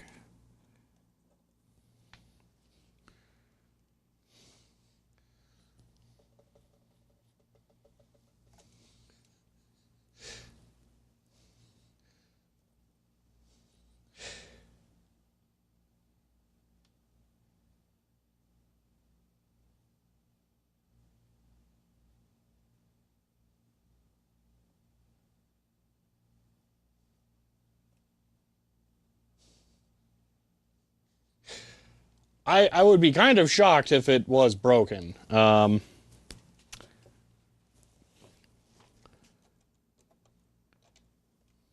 Hold on.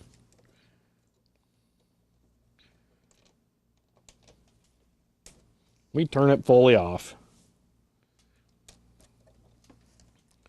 Okay, ground to switch. No, that's meter. Ground to meter. Yeah, that makes sense. And then switch does not connect to ground. Switch connects to power.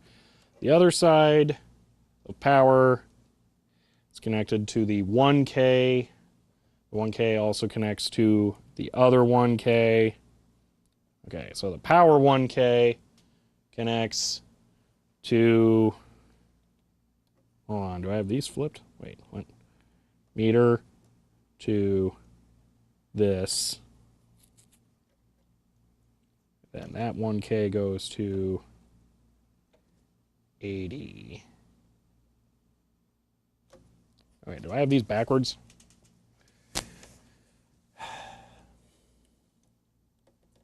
Does this go there or does it go here? 83 goes to 4.7K. One side, which just goes to everything on Earth.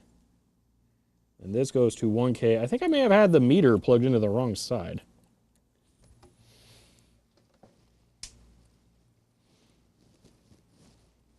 On, off. Oh my gosh. Don't tell me I managed to kill a transistor. That would be crazy. So you sure how one of the 1K resistors are connected via LED to ground? You can't see how? I don't know. These terminals might actually be designed by Satan himself. They are really hard to use. You're trying to... This multiple 4-point connection in the middle is awful. It's really bad.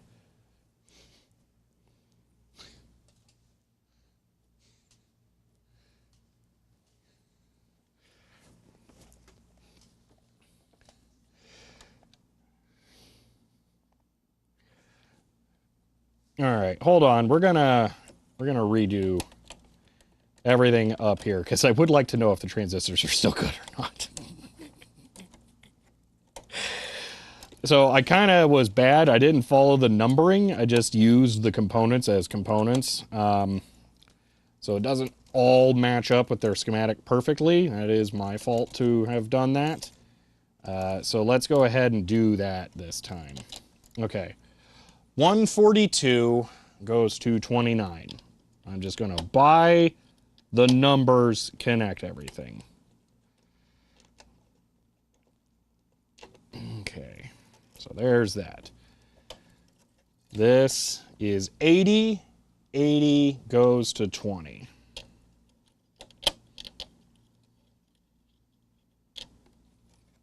Okay, this is 79. 79 goes to 24. This is the fast way to do this, by the way, not thinking about the schematic, and that's the not learning way as well. 82 goes to 26. All right. This is 83, which I could connect a little better. Okay, let's get the control wire out of here. 83 goes to 30, which becomes the new nightmare one. That's 83 to 30. I might have had this connected wrong.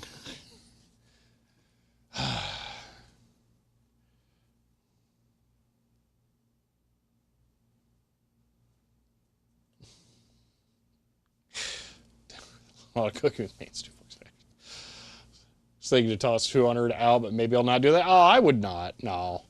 Noah logs into Twitch, just remembered video, putting several thousand amps through hot dog. Oh, gosh. All right.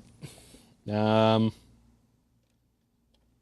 yeah, 22K, 29 to 142, 80 to 30. Okay. All right, we're going to go clockwise. So 30 to 18. And we already lost wire. Cool. 30.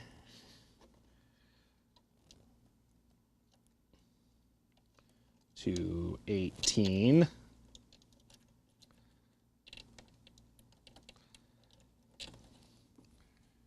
Okay, then 18 goes, no, then 17 goes to 141. Way down there, really? Ugh.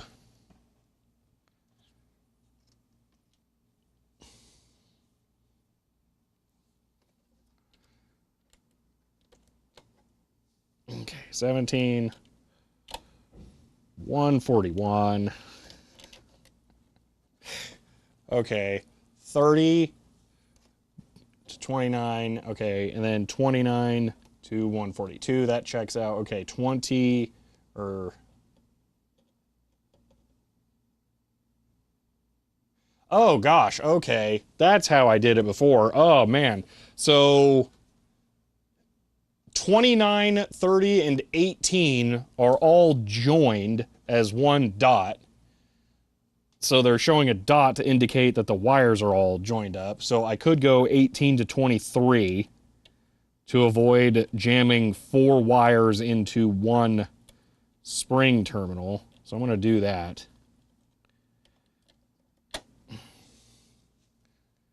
All right, 24 goes to 79. Check. Okay, I have one leftover jumper here. Where's this go? 19 and 20. Hold on, where are those? So 19, okay. So 19 needs to go to down here. Why? I'm going to connect 19 to 17.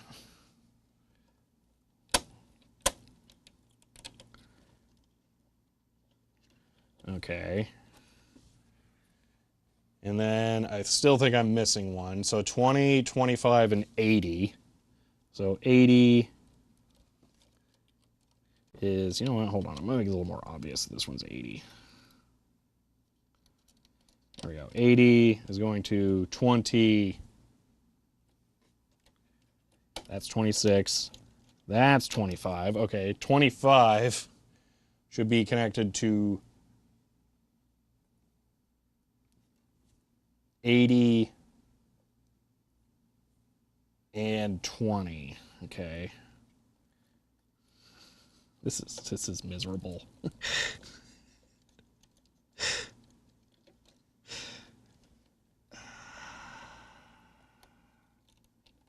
Where's 20?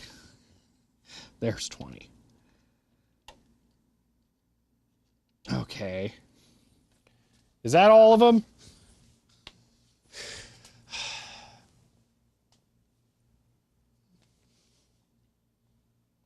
Can't wait to connect this to a Raspberry Pi. Oh, gosh. Okay, that might be all of it. Why do I have these 2 free wires? All right, we're gonna be super duper lazy.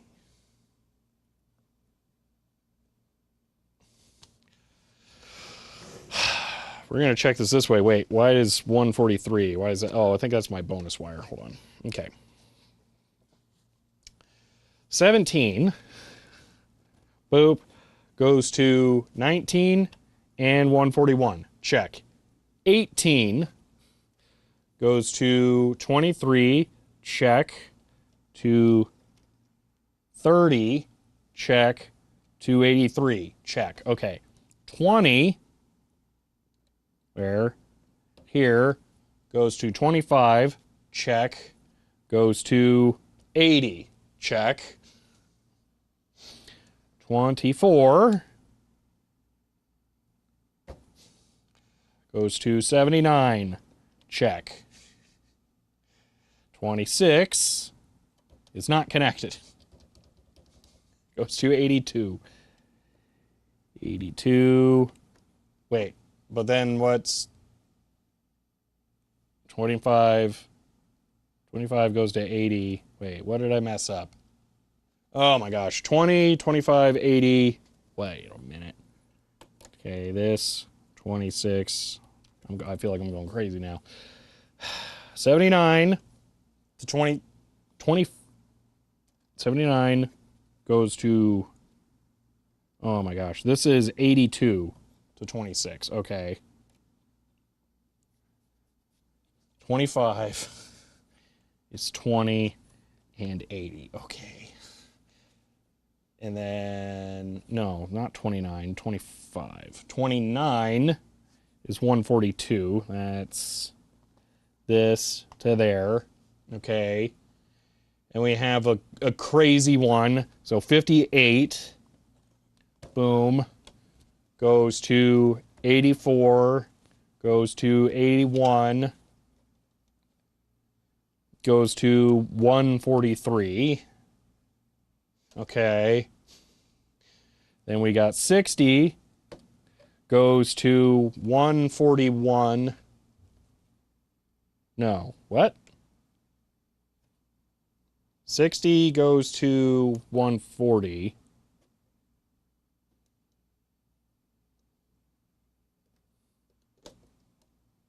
Wait a minute.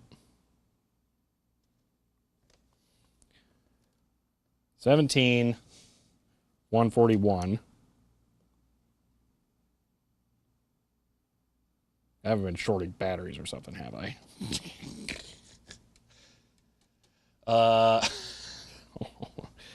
17, 141. And where's the floating wire connect? Hold on. Floating wire goes to 143, which is actual ground.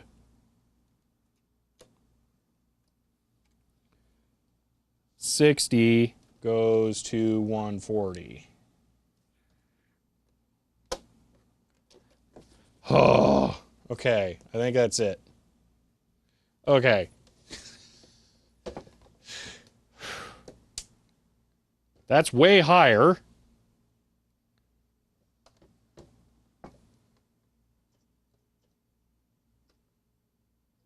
And way not working.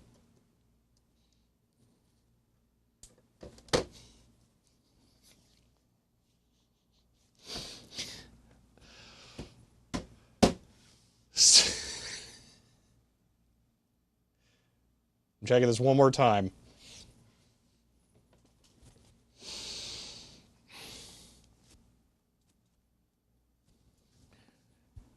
$17, $19, 141. 18, 23, 30, 83. 20, 20 to 25 to 80. 24 to 79. CHER 106 43 23 49 81 bingo. End of line. 24 to 79. 26 to 82. 29 to 142. And then 58 to 84 to 81 to 143. And then 143 essentially also connects to my gate control wire.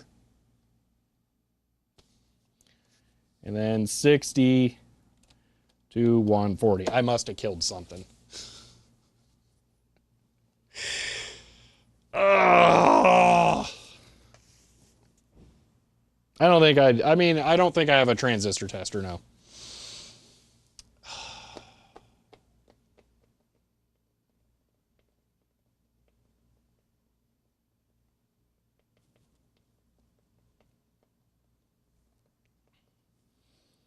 Yeah, 17 to 141 there. Dude, seriously?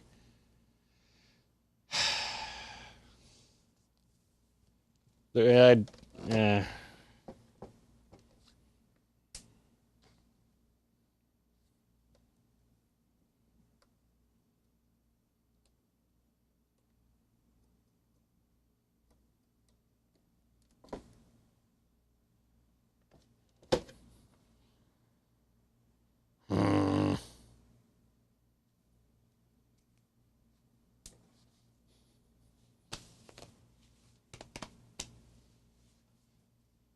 Yeah, I guess I can test just 2 diodes. Maybe. I don't know.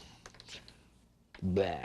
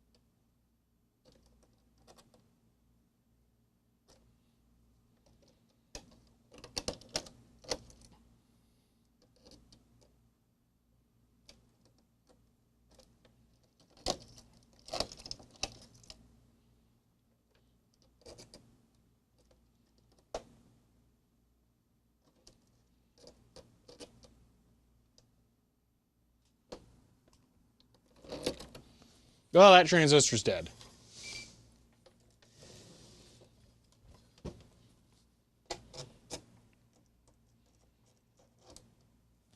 There's the gate to drain. Gate to drain. Well, it's not a MOSFET, but...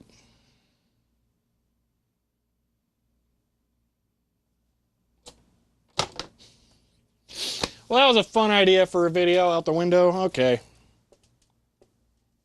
Great.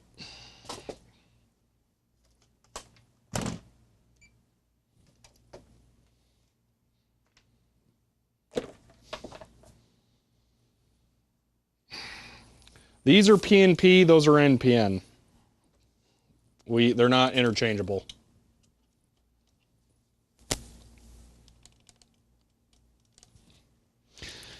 All right, let's pack it up.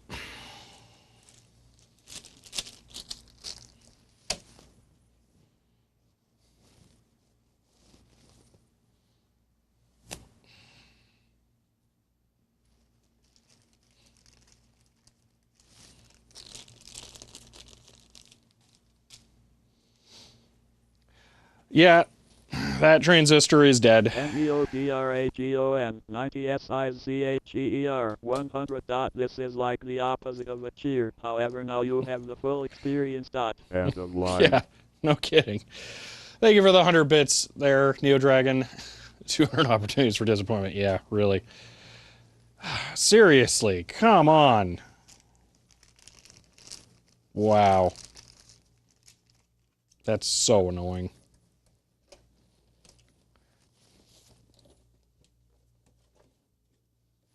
Oh, I could. I just don't have that right now. There's no way for me to replace that. This is also kind of why this is not an ideal way to learn electronics. Because that is not an easy component to replace for someone who does not know a lot of electronics. So now it's just dead. There's not a lot you can do about it. What model of transistor is it? It's a PNP. It is a Q252C. No, it is a C945.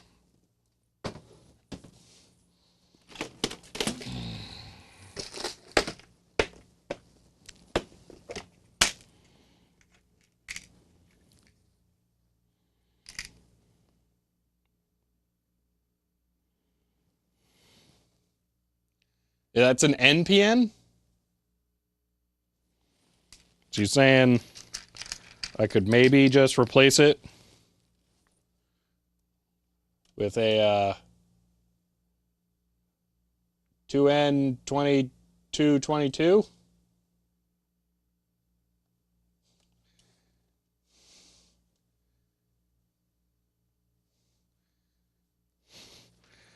Well, all right, then. Maybe not all hope is lost. We just have to tear the thing apart.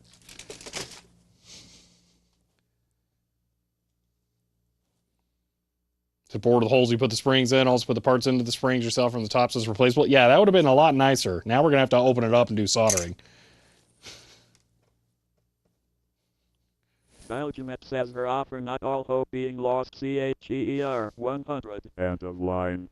Yeah, except that that's a much smaller, more modern transistor. It's going to look weird, but it won't be dead, at least. But I will want to later replace that with the original one, but I say want, not necessarily will, because I know I won't get around to it, because it's not that important.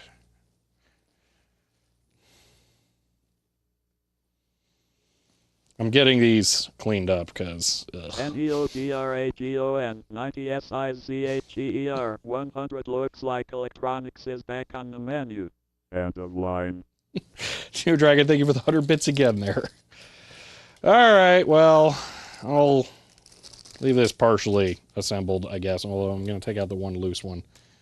Alright, I'll push these all off to the side. Let's see what this will take to repair. Alright, in my infinite hubris of thinking I know electronics, I appear to have killed this transistor. So we're going to try and replace it with a 2N2222, because that is an NPN. Chloe, thank you for the 100 bits. Sorry I had to talk through that, because I just started the recording.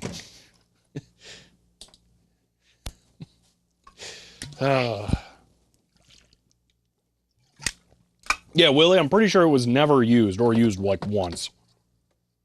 And we gotta go taking wires out again, but oh well. Actually, I think I have to. I'm gonna just go ahead and do it.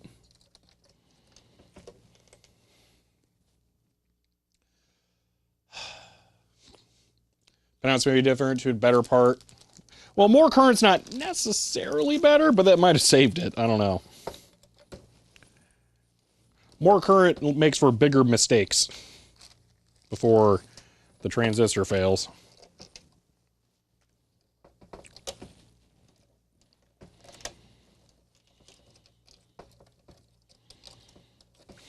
I wonder if I'd ever killed a part on the other one.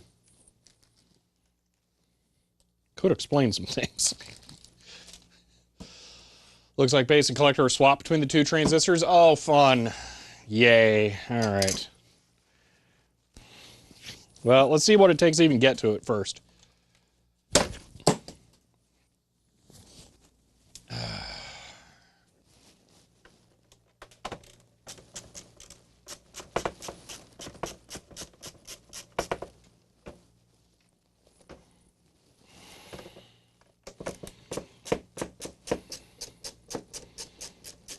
I like there are screws holding on to the cardboard.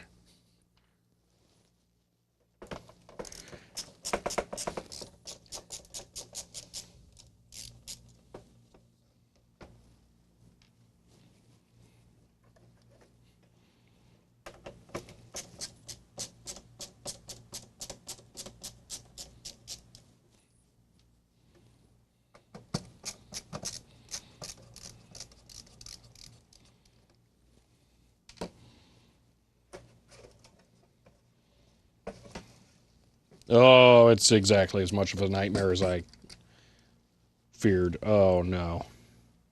Wait, they're not even soldered. It's just the legs pushed through. Oh, whoa. That's awful. I didn't think it was going to be built internally the same way as you use it.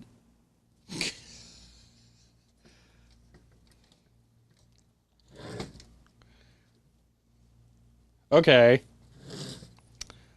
We're going to do a thing here really quick. Okay, balance there. All right. I'm going to grab... Actually, I'm going to grab my Steam Deck, because I accidentally left that here. That's unrelated.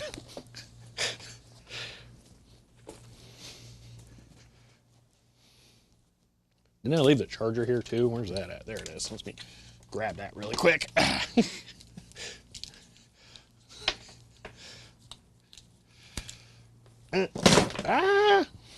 That was probably fine. Okay, now, where's my roll of blue tape? Not the thick one. That's right there. Perfect. Okay.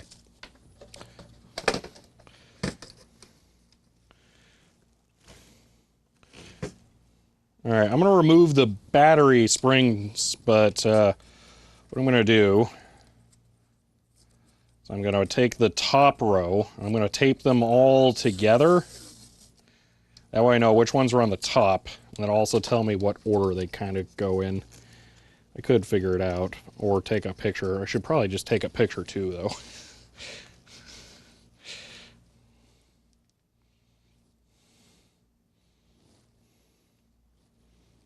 Oh, that's a interesting use case for a super wide camera. I can see all of the pins at once. You know, a leg could have fallen out of the spring, but I'm pretty sure it's dead. But we'll be able to find out here in a moment.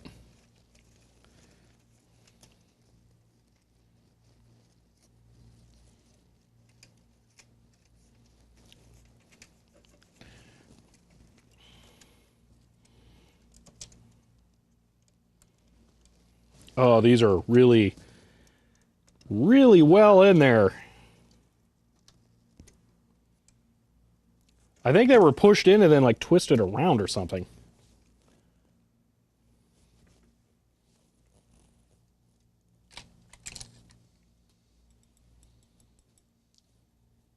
Cardboard insert would just lift out of the wood frame, give you access to everything, no wires. Yeah, this is suboptimal. It smells like old in here too.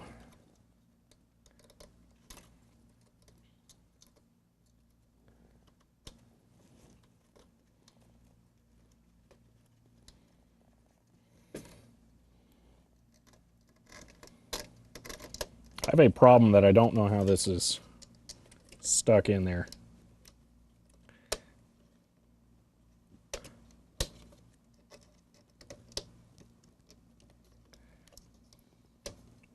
Okay, well that broke. That sucks, but it'll work.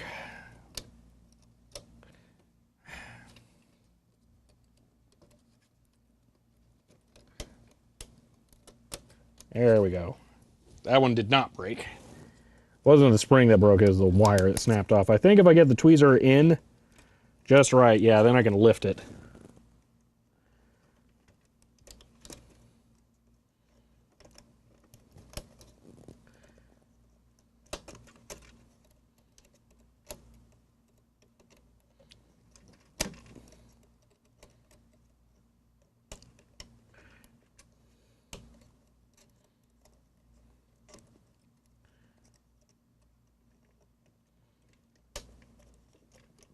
Come on.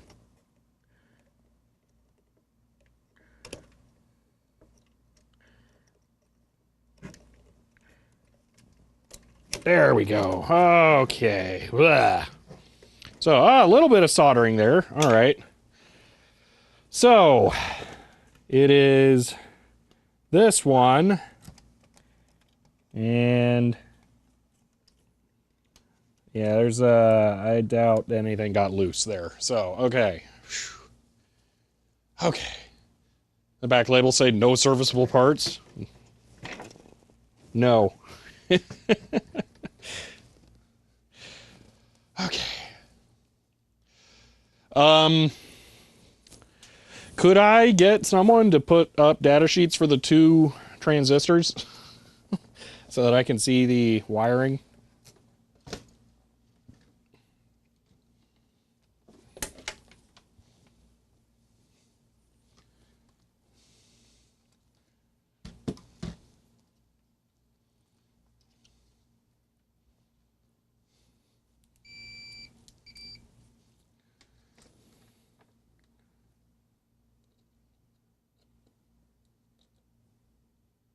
Okay, that's a 0.7 volt drop.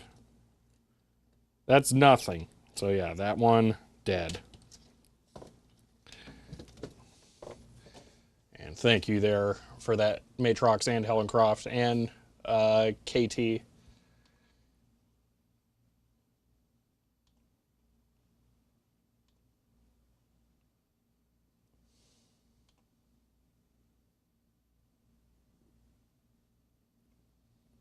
So it's ECB versus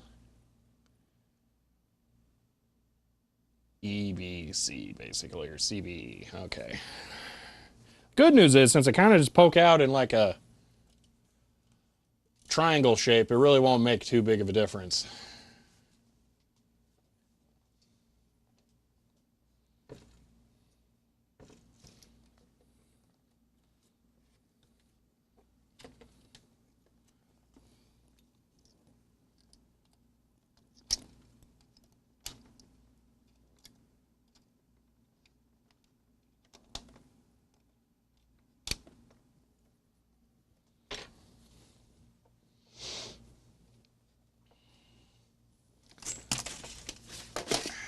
So wait for a few minutes trying to decide if I want to play rifles. Is transistor really broken? Yes. Yeah, it got killed dead.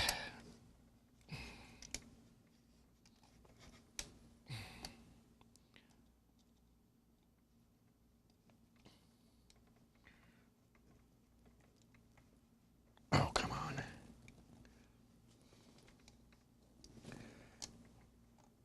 Ah.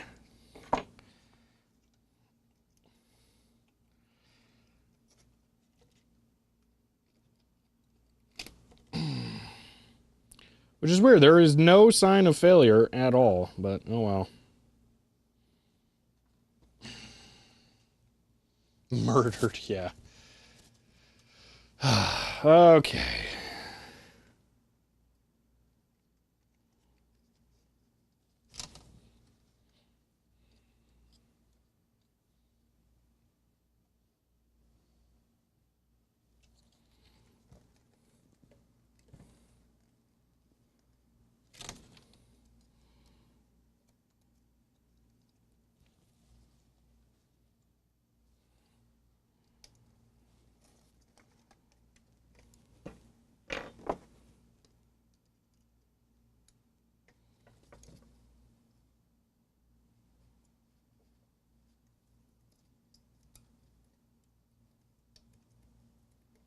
There.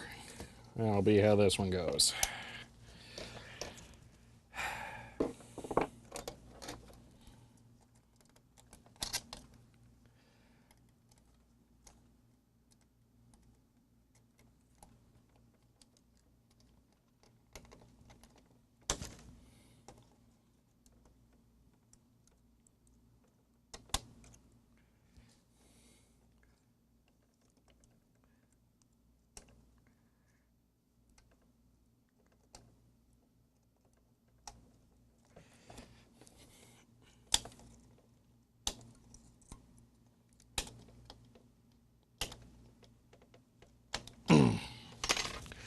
All right. Ugh.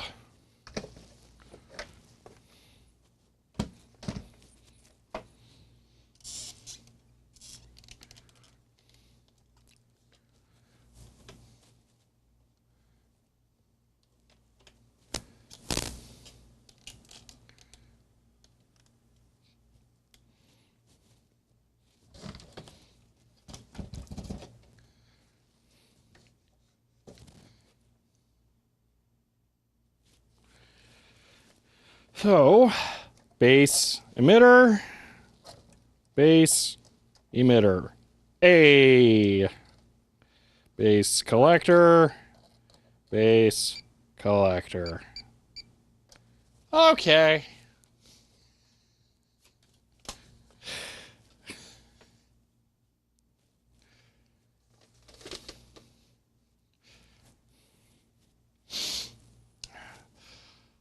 Alex, I'm good.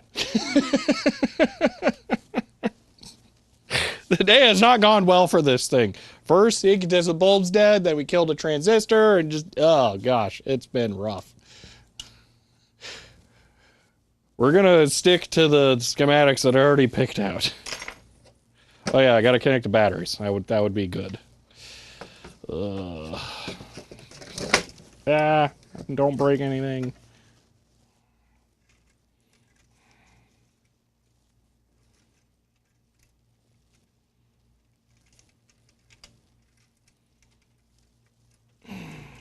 Okay, so those ones will go on the top.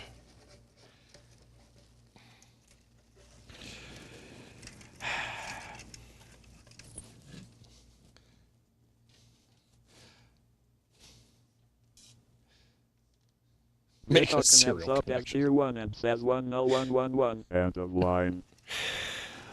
Vital Kneve, thank you for the tier 1 sub. And 4, you're trying to help me out there. No, I'm not. That's a weird way of phrasing it. But it's 20. No, it's this.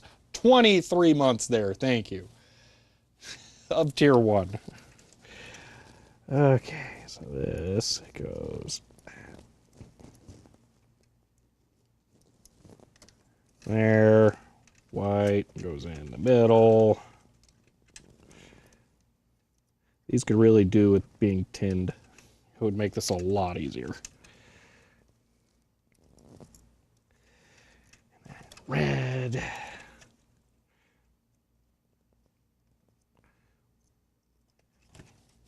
I'm just gonna double check my picture here.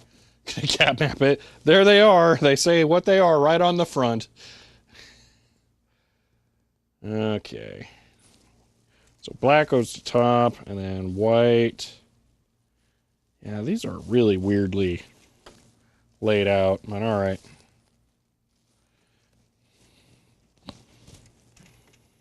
I'm just leaving the tape in there. There is zero benefit to taking it out.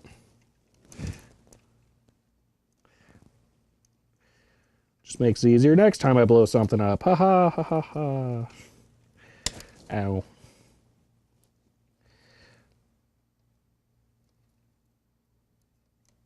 Okay. Tape holds the magic smoke in 2 times more effectively. Yeah. Oh wait, no, the front slides in first.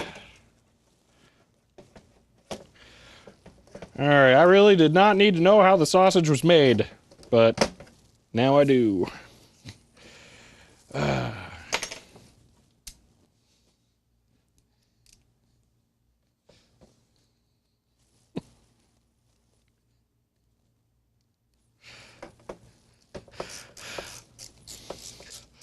Desiac, I don't even remember making that reference, but I do know what you're talking about. If I did, if I may have accidentally made a reference to that.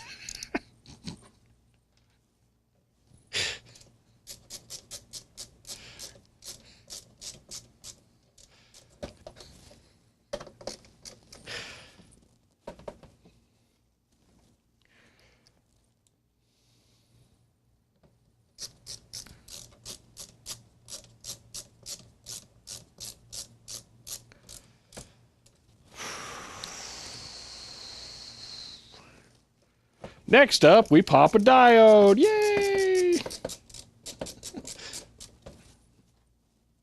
Where's this screw go? Probably in the middle. Yeah, right there. Boom. All right, well, that was fun. KT315 who is up as tier 1 for 2 months and says end of line. KT315UA, thank you for the tier 1 sub, and 4. I'm not sure. Twitch makes this very confusing, but for 6 months there. Thank you. Wonder if Kid Who Blew the Bulb broke the chips too? We'll never know because we're not touching the chips today. Ugh. I'm gonna get some water. I'll be right back.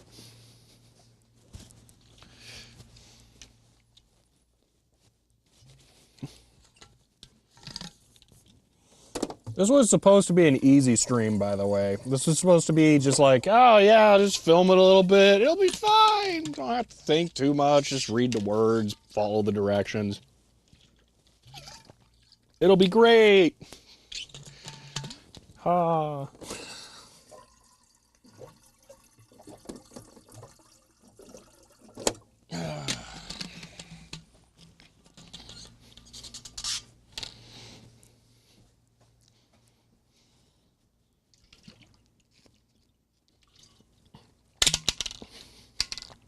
Night Dweller? No kidding.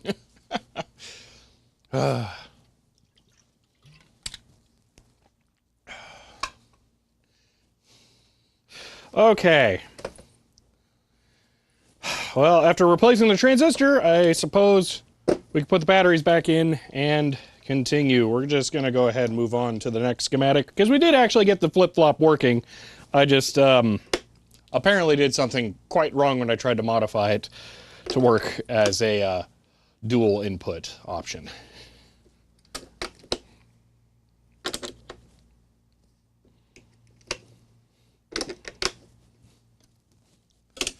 Do not tempt Murphy's Law like that? Yeah, no kidding. Okay. Let's do a quick for giggles test. So NPN, that's better off high side switching. So I'm just going to confirm this with everyone. I can connect collector to 4.5 volts and then the base probably to like 470. 100. Thanks Shelby for reminding me I need to take one of these kits out for my 3.5-year-old nephew and get him started towards the end of line. Upshift, thank you for the 100 bits there, and good luck. Low side, oh, so diode above, or LED above. I mean, it is diode. So, so here, let's just do this way.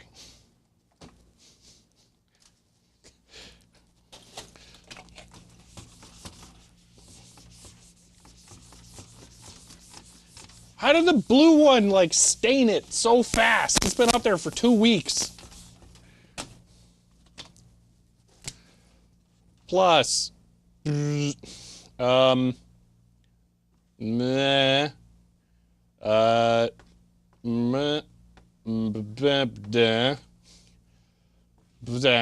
diode, okay. So we're gonna do here, the squiggle, and then this, and then a diode, all right, and then choo, choo, things coming out of the diode, and then ground, all right, and then this, we'll go to squiggle, and then over to power, and then this is also the switch. Like that, right? just a double check here. That's right. Stupid transistors. Wonder if the manual explains what you can and can't do with transistors part of the education. That would be cool.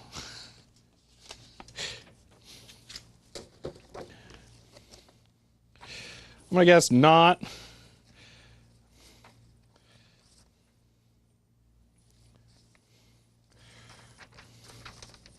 Let's see what the first one of these with a transistor is. Capacitors in series and parallel. And then that one has a transistor, so no. Resistor and diode in collector.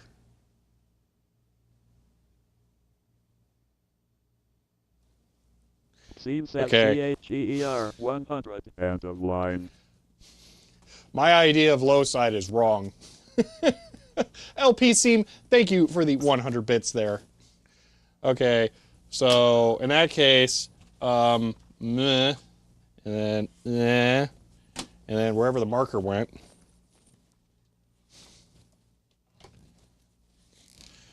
And then whoop, boop, and then whoop, boop, and then whoop. There we go. So easy to understand. Got it.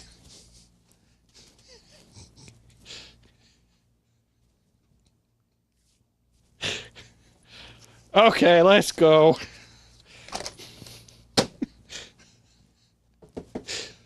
LP seam. Oh, I already said that. What happened? Why was there a thing? You have to open the laptop. USB program. Oh, that's for the other thing. Yes, this is Radio Shack brand. Yes, Radio Shack. I guess it's Science Fair's their sub brand because usually it's like Realistic or something, but it's Science Fair registered trademark. Which, wow, Radio Shack was able to register Science Fair. That's kind of insane, huh?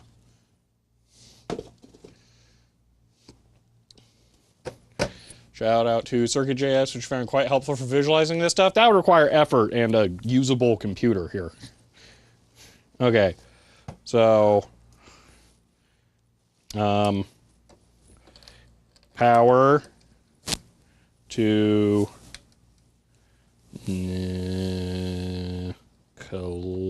not collector, LED, and LED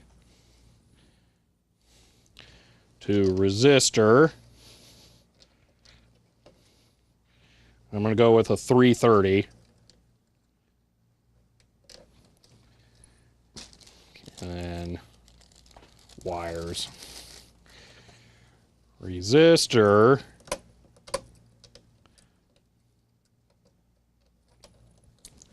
to collector.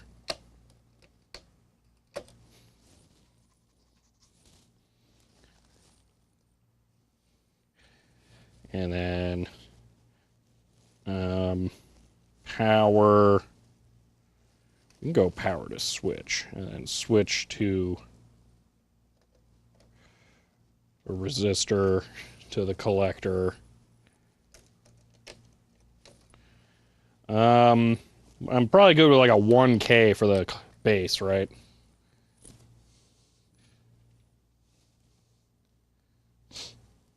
An identical science fair kit from Radio Shack in Canada. Well, that's cool. Okay, to the base. Then all of that to ground.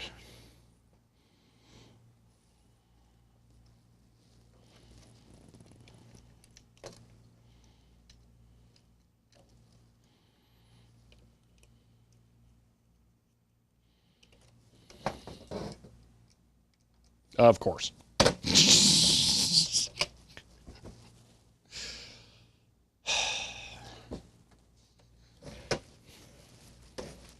Power, LED, LED, resistor, resistor, collector. Okay. And then power to switch, switch to resistor 1K, resistor to base. And then if I connect the emitter to ground,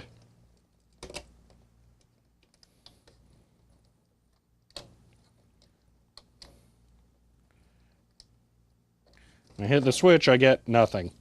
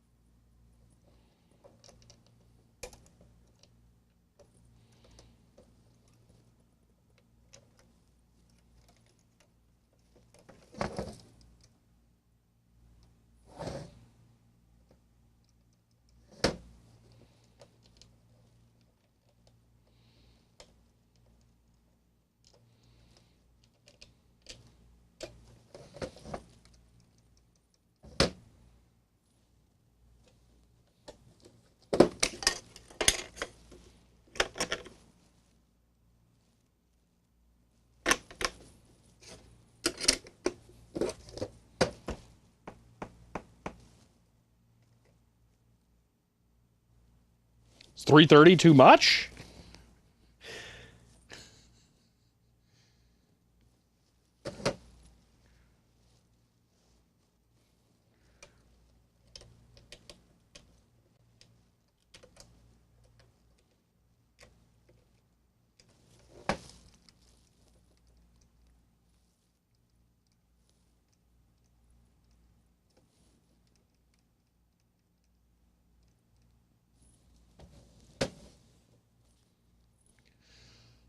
Remdog, this is a 201 electronics project lab.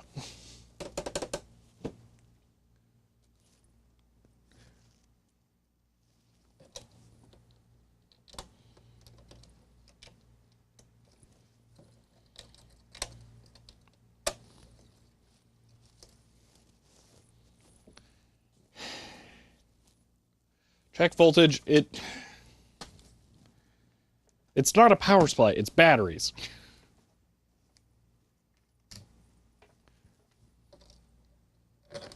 There you go, 4.10. Why is it dropping so fast? 3.9.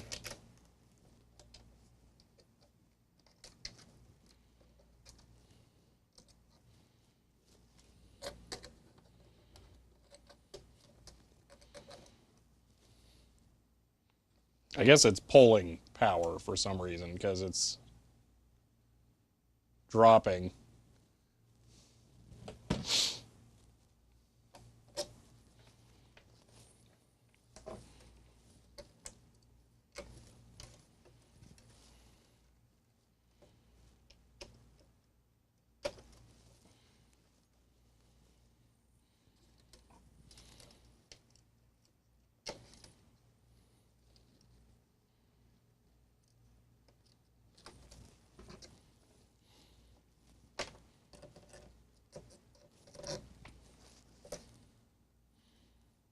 I mean, yeah, that's just what you would expect.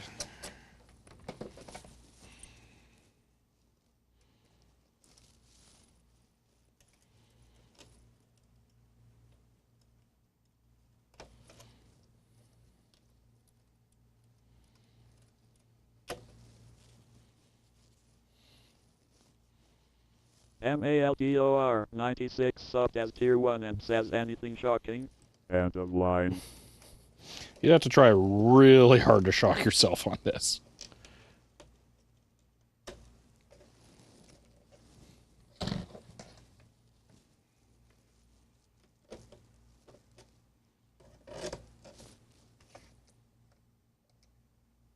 Okay, that's 1.4 volts. That's not enough.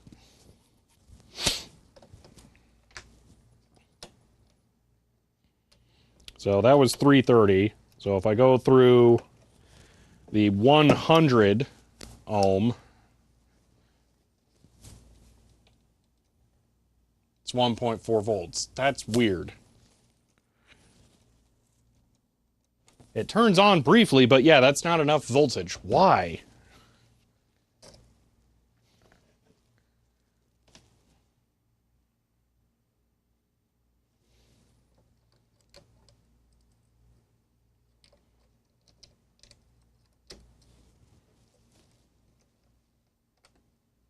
There's something wrong with the bottom power contacts.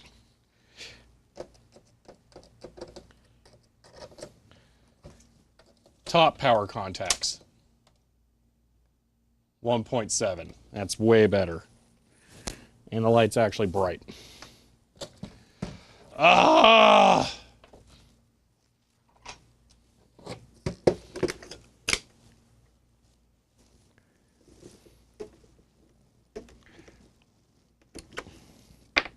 It is slightly possible there is corrosion on this causing an issue.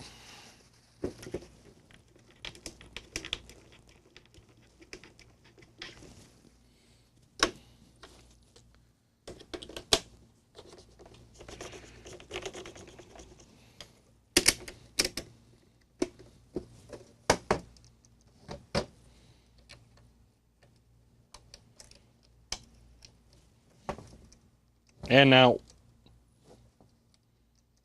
and then it stopped.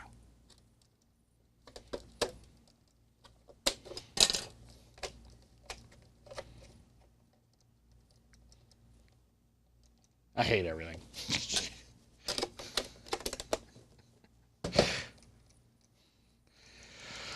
Okay, let's just use the top ones since they're more reliable. Back to that! Yay! Okay. So, LED goes...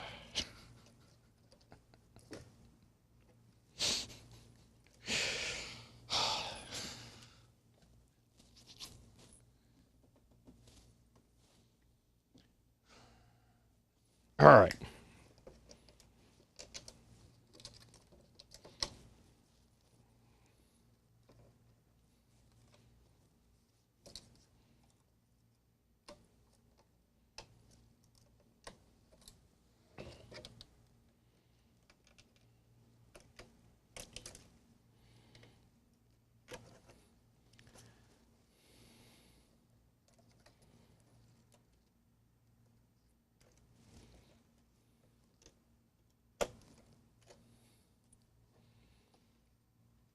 I'm going to do 1K into the base again.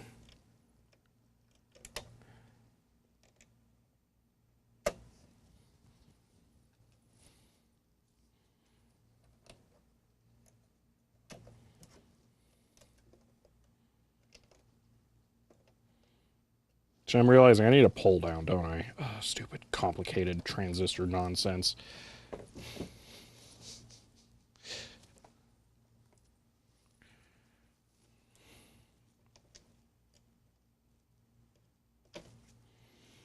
Let's use a 33K as a pull down, I guess. Whatever. Actually, let's do this a different way.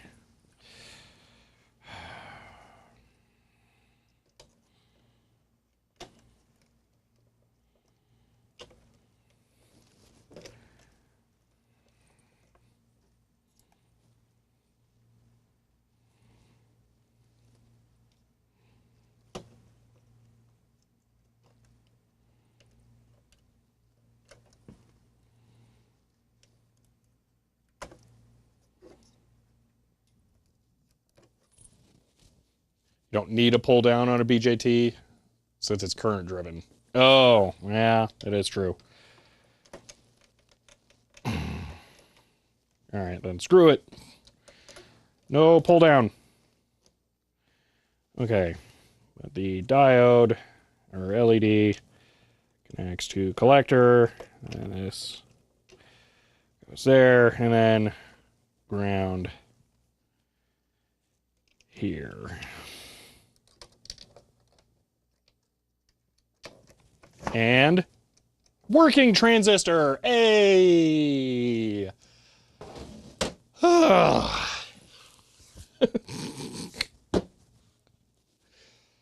right. Boy.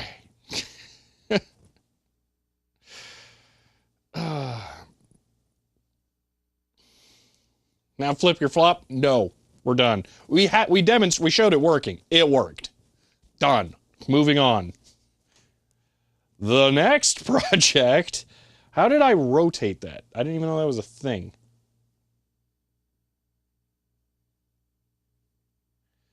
All right, next project, crystal radio. You missed it, too bad. Not happening, not going back.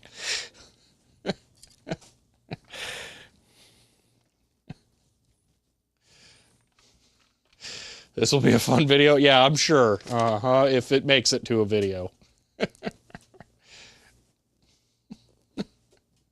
Yeah, I wish your pedal break next. You shut up. Better not be that. I can't replace that. Oh, man.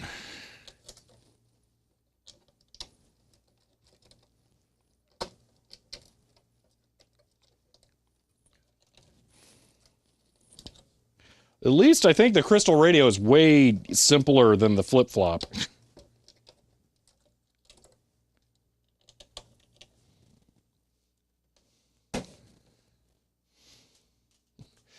Except when I come back to this Frankenstein, yeah. Can you actually receive anything in the office? Be white sound generator? No idea. I genuinely have never, I mean, I got a radio down there. We could find out if there are any AM stations once we get it built, but I don't know. It's not like I'm going to be able to know what I'm tuning to anyway. It's just a 0 to 10. Wait, why is it? I just noticed that. Both knobs are 0 to 10. It's not 1 to 10, 0 to 10. So there are 11 positions. That's weird. That means 10 is 11, yeah.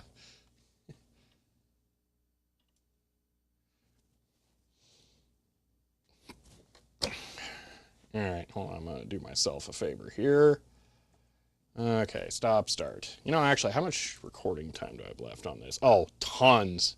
7 hours. I must have the... It's not set to 1080p, is it? No, okay. It's just set to super low quality. Okay. It's analog, so infinite position? Yeah. All right. Now that I've barely managed to make the thing work again, we're going to move on to a different project. This time, I want to do the extremely classic crystal radio.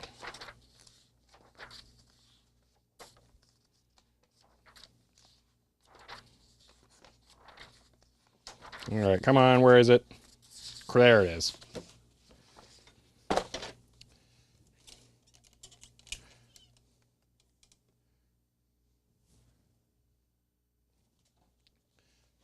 Here we go. The crystal radio set. So I will have the earphone. Technically, we could potentially connect it to the speaker with an amplifier, but none of the 3 radio examples they give actually utilize the speaker. I don't really want to try and figure out the amplification for that speaker here, so we're not going to mess with that today. But we should be able to set this up pretty quickly here, not too bad. The wiring connections aren't even as bad as the flip-flop that we just did. So yeah, this should be pretty easy to do. We would need amplification if we plugged it into a speaker. Maybe you don't know what I'm talking about. The thing literally has a speaker built in. Like, speaker. Not, so yeah. Alright, here's your crystal radio schematic.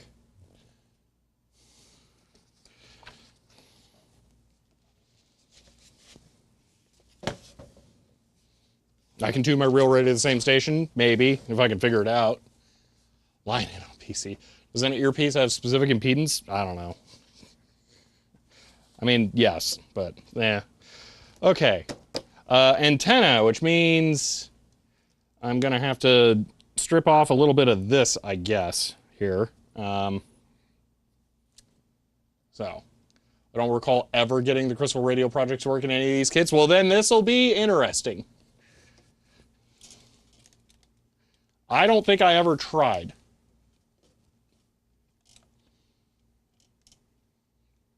Because I was never really that interested in the radio.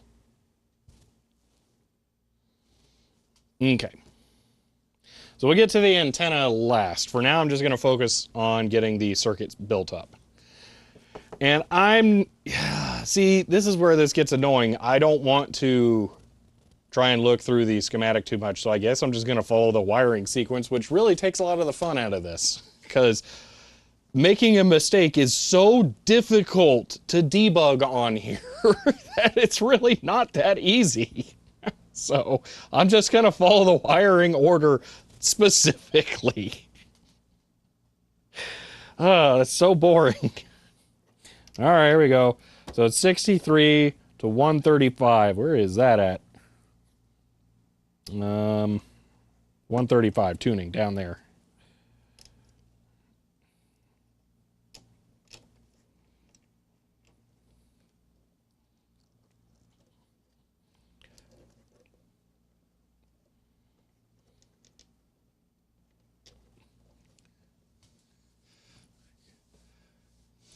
Get a Raffi commercial on AM, that would be impressive. Make it authentic and replace the diode with cat's whisker. Oh gosh. Long antenna. Yeah, and I get why. So, because it's we are going. So for those who don't know, the difference between AM and FM. AM means amplitude modulated, which means that it is a fixed frequency that becomes that the power level of the transmission varies. So the closer you are to the station, the more power you receive, and the more clear the signal will come through. The AM or the crystal radio set here will use a super long antenna that will try to pick up as much of that frequency as possible to try and collect all the power it can. So the longer your antenna, the more power you can collect. Okay, 67 to 72. 72 is diode, which is super duper close. Power you receive. Yeah, that's the other thing. This is, we will not be using the battery section here at all. This is like the only time they get a pass for not having the battery set up in a reasonable place. Because one of the whole points of the crystal radio is that it does not need power.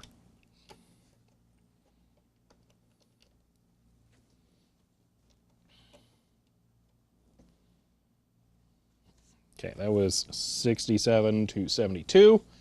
All right, then 71 to 39. I think that's just too far for a white wire. Yeah, so red wire it is.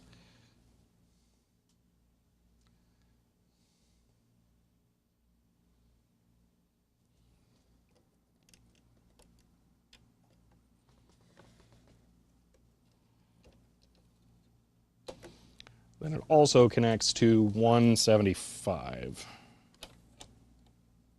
Terminals. Why terminals? Oh, is the earpiece going to connect to the terminals? That's kind of bad, but okay, I guess.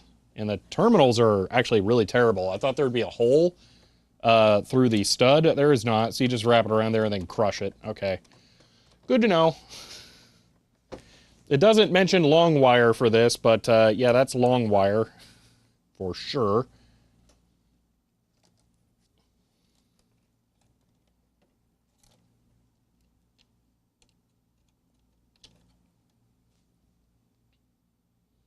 So that's 71 to 175.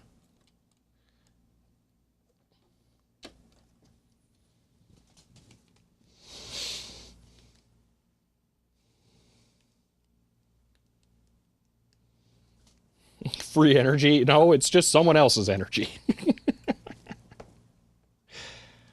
Okay, 136 to 69, which is not a transistor. They're never a transistor. It's right there. Okay. I think that's just... Oh my gosh, it's exactly close enough. I can get away with this.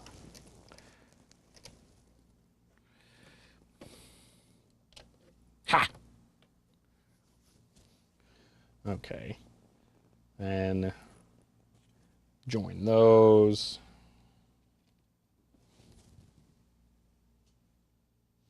Just plug up a coil and you have infinite power. Yeah.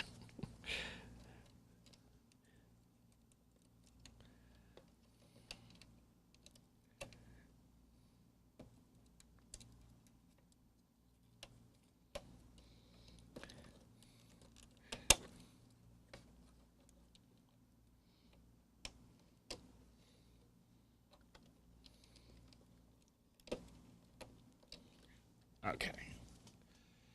And then 68 to 40. 40 there. Really? All that's got to be connected? Gross. All right. That's complicated. I'm going to go here.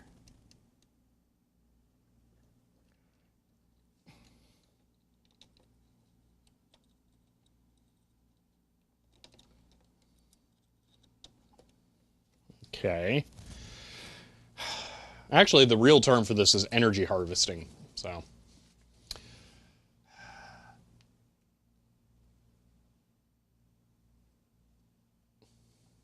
Nostalgic, there's no free Wi-Fi? I mean, really not. Okay. 176 ground. Wait, ground? Like ground? Like, we need to go outside and I get a shovel and then we just ground? No, probably here, so,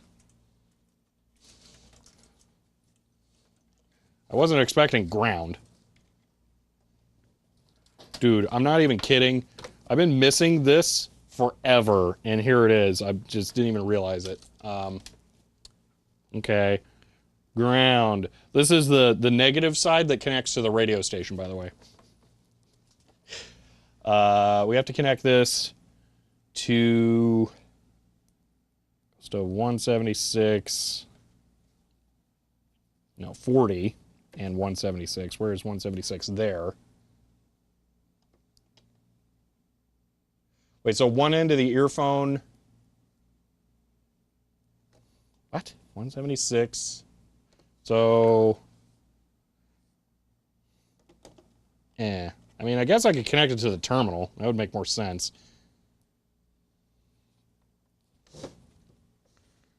Or, put a wire to the water line. I don't have running water in the office. So that's not easy. That's not going to work because that pulls the spring over. Okay, it's got to get crushed in the terminal. This is made sort of to do that. So I literally have ground here ready to go. So yeah, it's right in your benchtop pot of soil.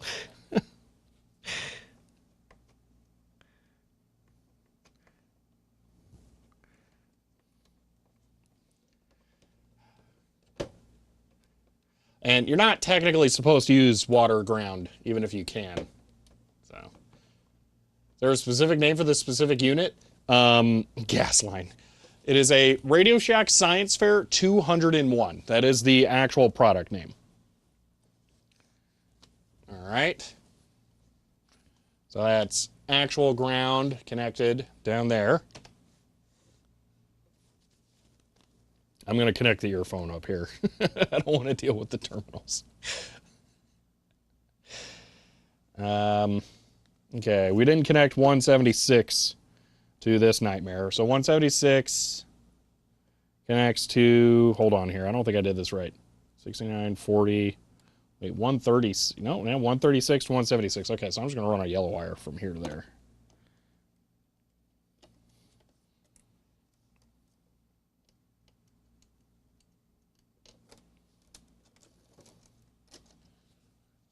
All right.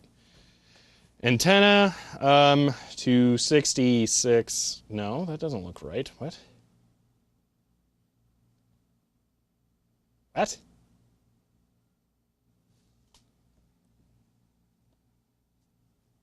Hold on. Antenna. Let me make this bigger. Antenna to 66 there, right? So that's what that says. That's the antenna going to 70.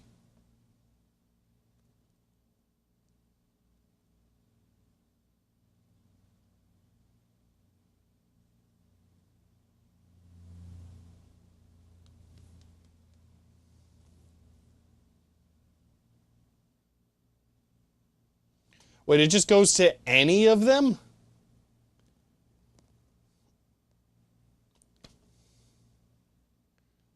Okay, their terminology here has always been, okay, you can't see my mouse cursor. The sections that are joined have commas separating them. So that would be antenna to 66, and then it's just 67 or 70. You're saying that that is antenna to 66, 67, or 70, and they didn't have an Oxford comma.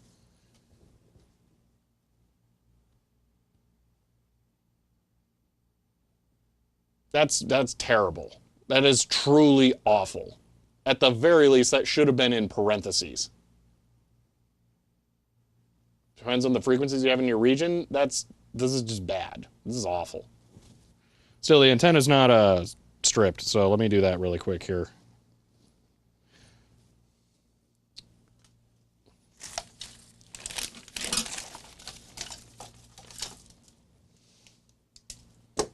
Yeah, that would have made a lot more sense, stay hydrated. Whichever terminal gets you some reception, so I just YOLO it, I guess. All right.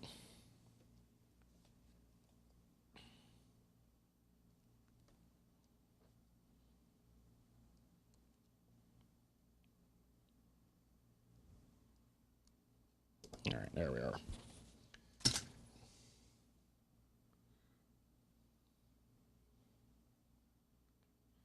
Does that determine frequency range?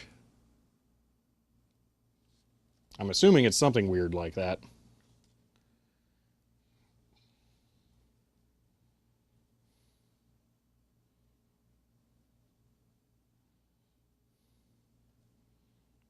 Oh, this is bad.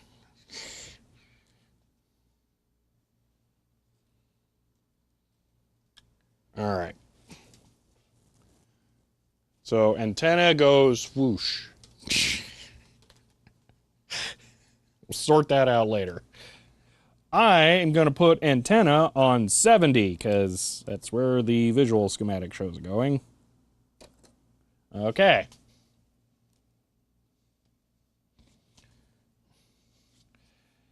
And then, oh, that's it. Just connect the headphones.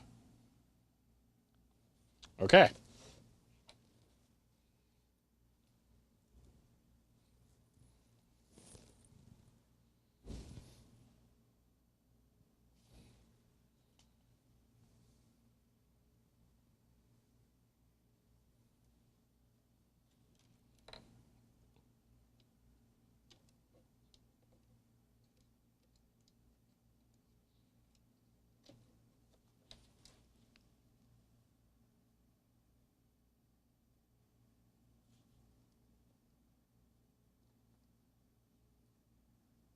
Should there be something?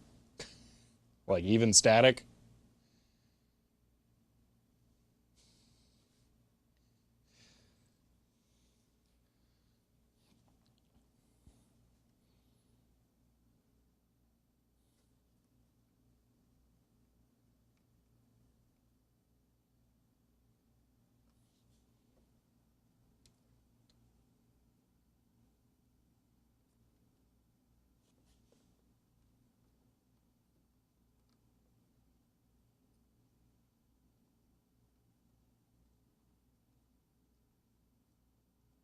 Yeah, I'm kidding. Absolutely, literally nothing.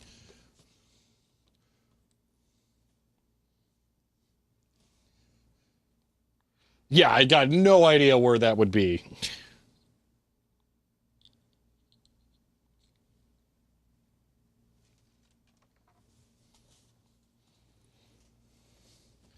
Hmm. One moment here. Okay. Um.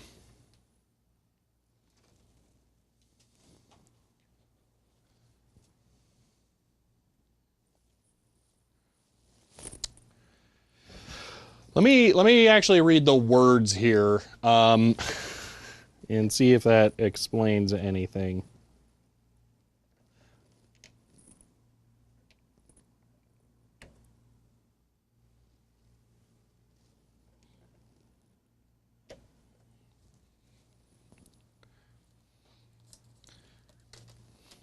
All right.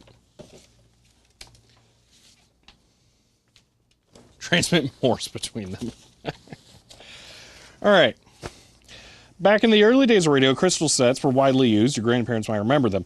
This project is a more up-to-date version of the classic crystal set. Before using this project, you need to have an outdoor antenna erected.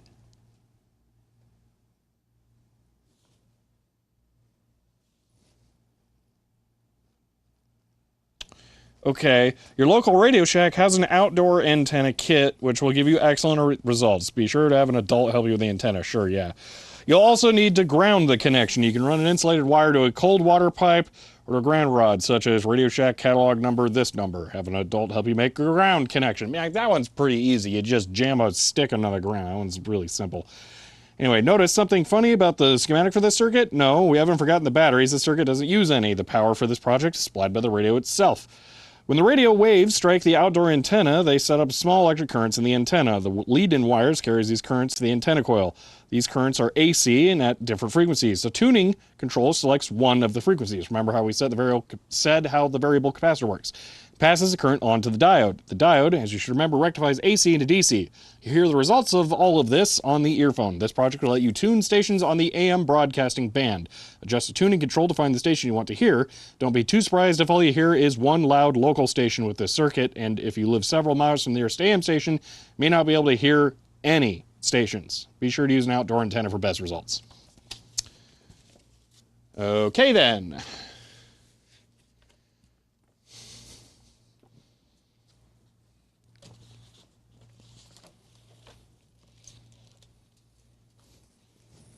Literally nothing, huh?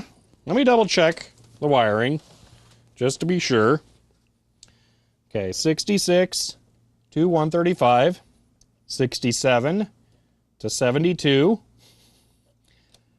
71 to 39, and 175, 136 to 69, 69 to 68, and then that to 40, and then to ground, oh no, then to 176, and to ground, which I have on the exterior here.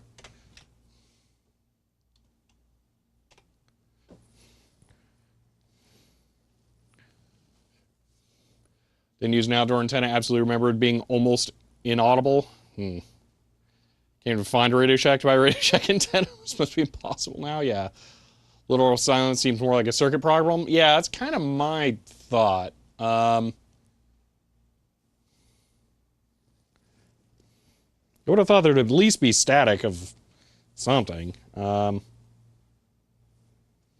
Anyway, to ground. Antenna, to 70, 67, or 66. Okay. And then T1 earphone, T2 ground. So basically this goes across this resistor, which it essentially does. Okay.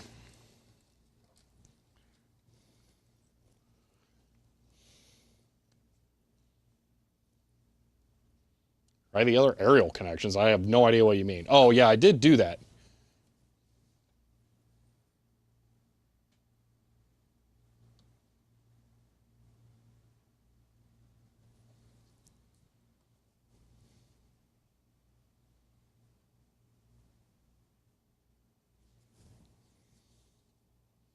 I'm going to take off the headphones.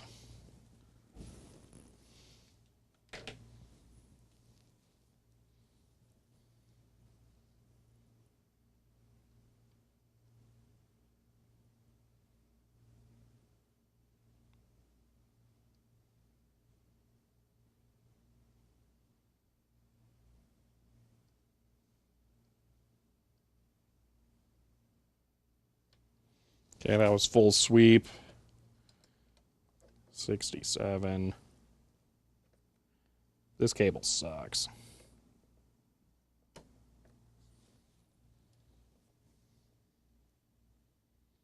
No power needed, SM94.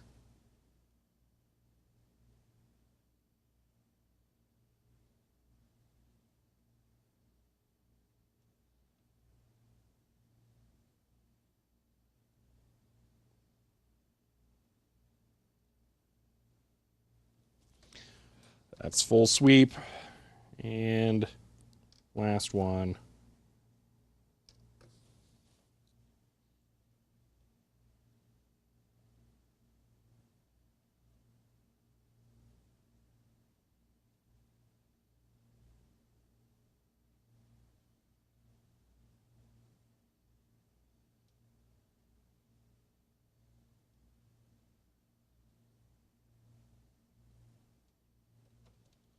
Yeah, it's possible having this bunched up like this isn't helping, and that the indoor space is not helping, but I'm surprised I'm getting absolutely nothing here.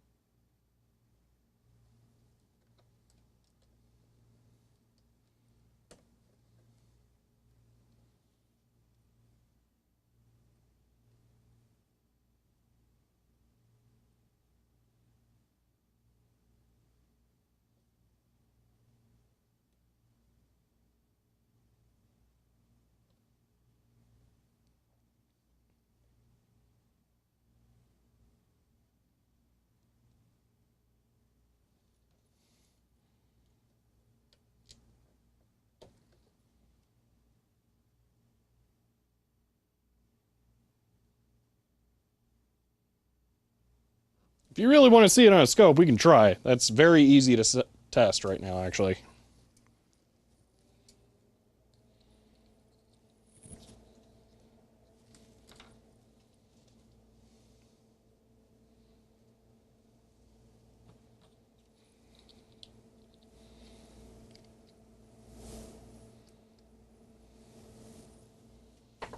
Belgiumet says this is 2LO, London calling, come in Arizona. CHEER 100. End of line.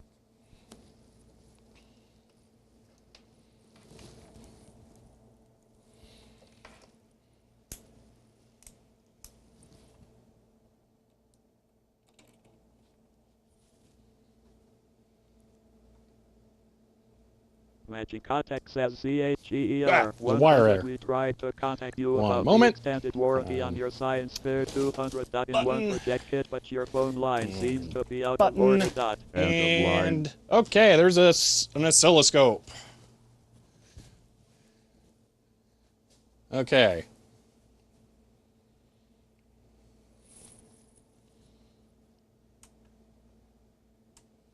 So if I turn the tuning knob,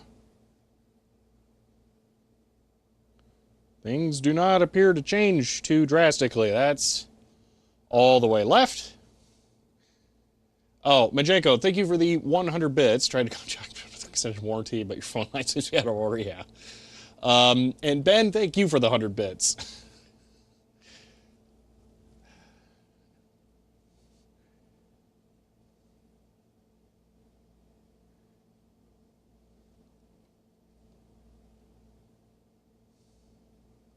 I don't know the...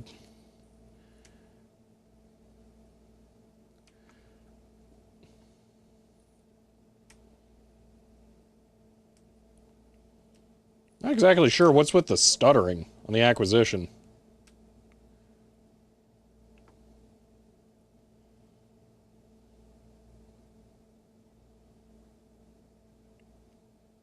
Oh, that actually looks kind of good there. What's that? Twist the knob. No.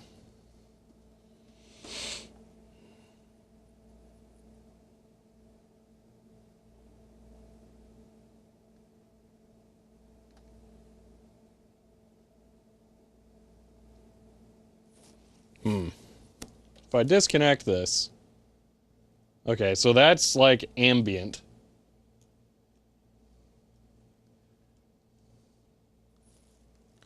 I am not connecting ground, by the way, because I'm pretty sure ground is like already connected, and I don't want to do that. I don't remember what the don't blow up your scope thing is, so I'm just going to not touch ground. I mean, what happens if I touch ground, actually? It looks about the same.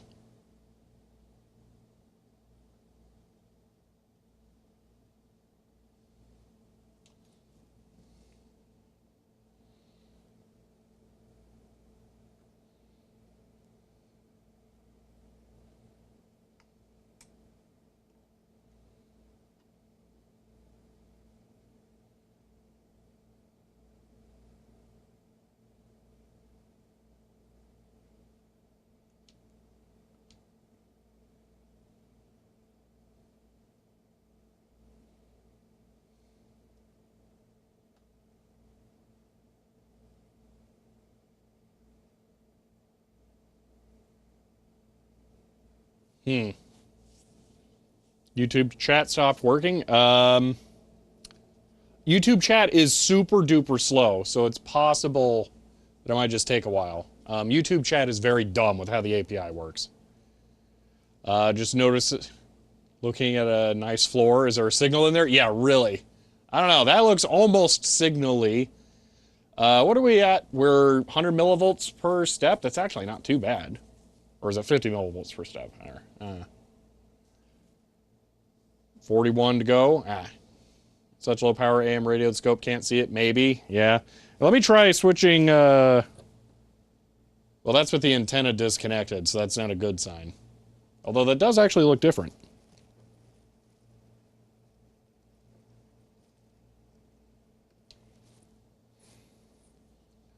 That's antenna disconnected. And that's antenna connected to 70. But with me touching it, I should probably not be touching it. Hold on. 70. Yeah, that doesn't look like anything. Yeah, I don't think we're getting anything out of the crystal radio.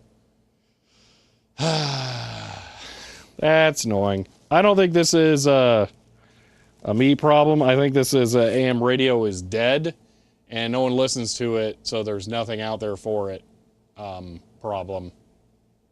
So, yeah.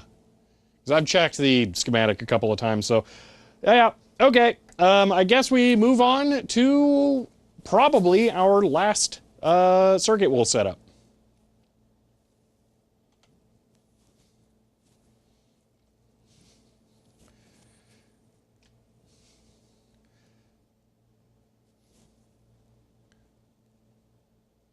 I kind of wanted to do DC voltmeter. I'm torn between DC voltmeter and the ear splitter, which I forgot to scan. How complicated is ear splitter? I think it's pretty bad. Ear splitter's not too bad. You know, we'll do ear splitter. Actually, it uses the speaker, not the earphone. Oh, okay. Yeah, let's just try that.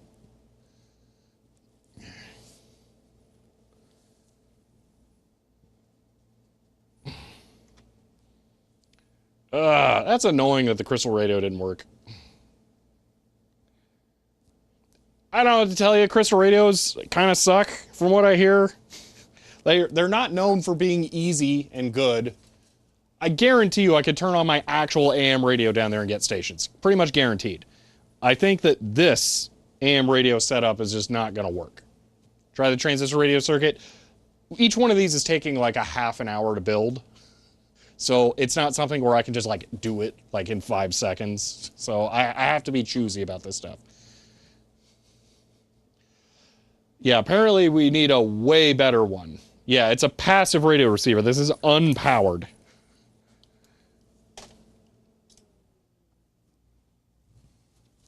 So yeah, it's not as simple as that. So just test the diode just in case.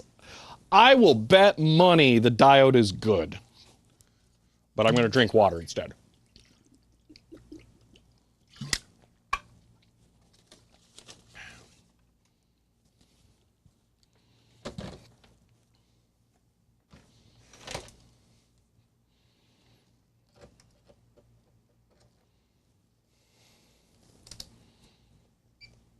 Boom, diode. I'll even take out all the other wires, so it's a real test. There you go. One diode dioding.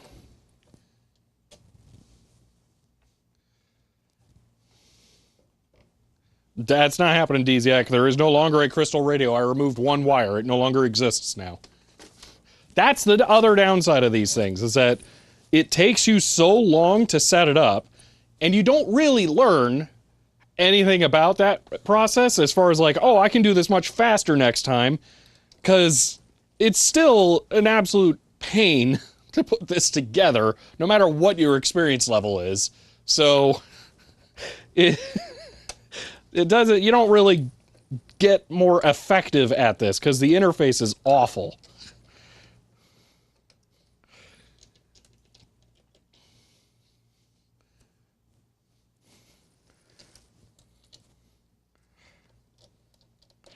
Because, yeah, it would be cool if I could just whip up the antenna again after the stream, because I've done this now, but no, it's not really practical.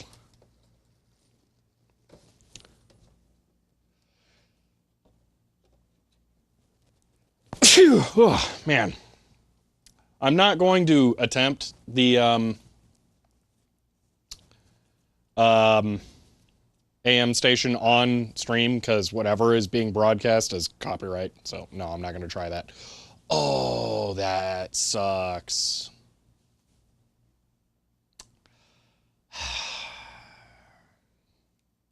Drat. Well, I just wasted a lot of bandwidth today. I forgot to pause the YouTube backend when I was setting the thumbnail, and that stayed playing the whole stream. Drat. All right. Yeah, big oops. I'll have to see how much data was used tomorrow or Monday, because that won't show up for a little while. So, all right.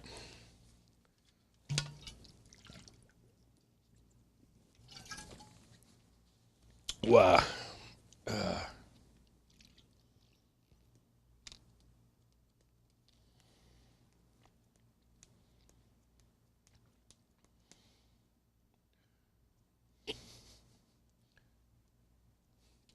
All right. I got to complain about this phone for a second, okay? So, S24, which means they got rid of the fingerprint reader that my Note 9 had on the back, okay? So, that means that I can't just tap my finger on that. The fingerprint sensor is underneath of the screen. So you put your finger there to unlock. Except, right now, the phone has decided it's not going to use the fingerprint reader because I have it in my pocket and it was probably getting a bunch of false positives. So I pull the phone out of my pocket, go to put my finger on there, and it says, nope, I'm good. But with zero indication to me that that is happening. So I try to put my finger back on there and I think, oh, it's misreading. But no, it's because it's doing that. So yeah, not having the dedicated sensor in the back, and I'm not going to agree with blanket statements like that, old master. So, yeah. Yeah, so Matrox, I wanted the Xperia 5 or 6 Mark 1, whatever. It would have had it in the power button like that as well, but they completely dropped the ball with that one. They don't even sell it in the US. So, I wanted to buy that, but they didn't sell it in the US. And then additionally, I mean, the reason that I bought the phone, the Blackmagic camera app is just phenomenally, ridiculously good.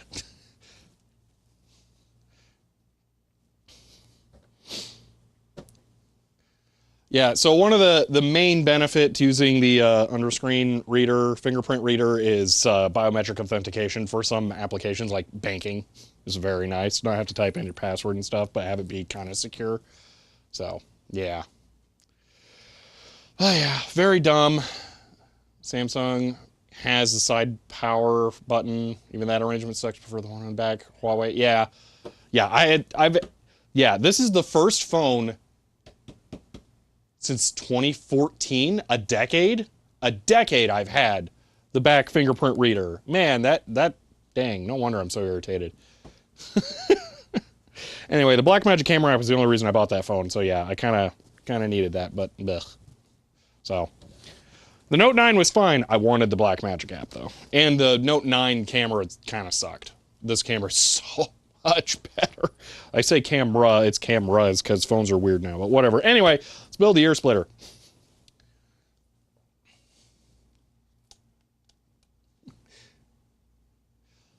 All right, I've clean sweeped this thing again one more time here.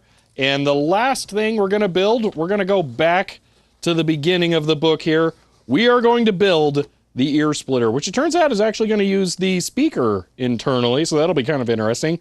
Looks like it's going to be powered through the transformer too. Got some transistory stuff going on right there, so this should be an interesting one. It's actually not too bad to wire up looking at that too. I've decided I'm done with whatever's going on up here. This is way easier to follow, which is really annoying because you learn nothing looking at this. The problem with even with these is that you look at this stuff, you can know how a 7-segment display works, but you don't know how it's wired out, broken out onto this thing, because, I mean, the chips are not the best example, but like the transistor, you know, I have to know which number goes to like the base collector and emitter here, so I might as well just look at the numbers to begin with. So, yeah, I don't know. I'm just still not super thrilled about this. I think the best thing that this can do is it can show you that electronics can be used at a low level to build things. I think that's what it is. I don't think it's that great for teaching, because I would also never want to prototype with this. I mean, if I absolutely had to, I would, but a breadboard, a box of resistors, transition LEDs, so much better than this. So much better. This thing is awful to use, actually.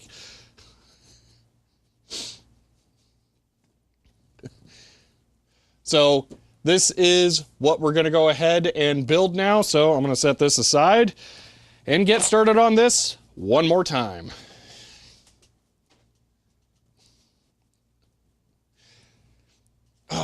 Beginning of the stream where he said he'd never used the numbers at the bottom. I didn't use the numbers at the bottom when I was younger. I would follow the image, and I think that's part of why I didn't like it. Cue time lapse. Yeah, there's been like 8 different time lapses here. All right.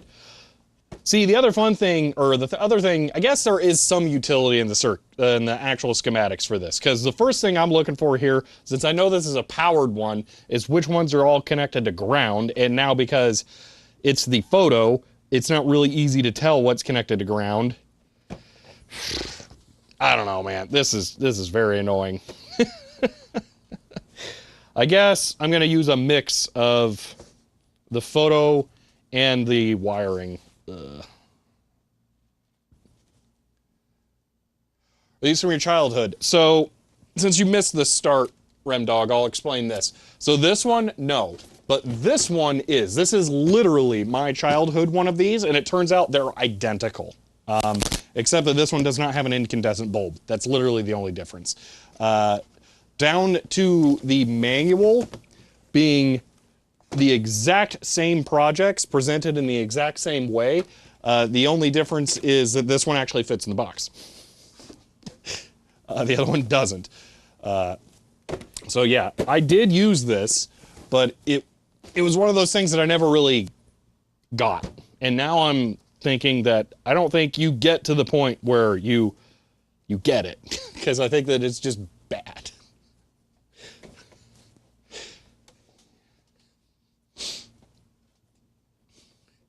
A lifetime of not reading instructions. Okay, I want to make this part clear, okay? So I don't read instructions on stream because that would be extremely boring, okay? To watch me sit here and read the manual to actually understand something. So when I'm going into these things blind, that is an intentional choice. You can go back and watch my videos. I do really complicated, well-researched videos, capacitor reforming, floppy disk imaging. There's lots of things like that where that clearly took a lot of research and attention to detail, all right? I don't do that on stream because it would suck. That's why when we do things here and I make mistakes and fail, it's an intentional choice to make things actually happen.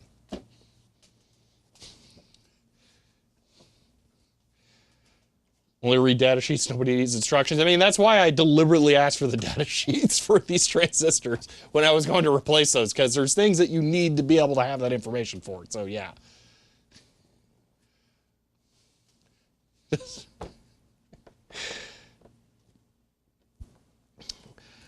So, all right, let's go ahead and do this. I mean, I'm not reading the words on this because I don't really think they're actually beneficial. So far, every single one of these, like here, actually, let's do this. Let's read the description on this. I feel like they just put words here so that there was more stuff on the page. I don't think this is beneficial. So, all right, here's what the directions say for ear splitter, or I don't even know what you'd call it. They're not directions. If things are too quiet around your house, this project will fix that in a hurry. Once you try this project, you'll know that it really lives up to its name. When you finish wiring this project, oh my gosh, how many times am I going to say this project? Set the control knob clockwise to turn power on. You'll immediately hear a loud, piercing tone, as will everyone else in the house. When you press the key, you'll notice that the sound from the speaker will become lower in tone, but still as loud as ever. Actually, it says, but still loud as ever. They missed an as there. By pressing the key in the right rhythm, you can create sounds like a police siren or ambulance. Okay. The project uses an audio oscillator circuit. You'll find this to be a very common type of circuit in electronics. It's used in many projects in this manual. Why does this circuit change tone when the key is pressed? Sorry, we're not going to tell you yet.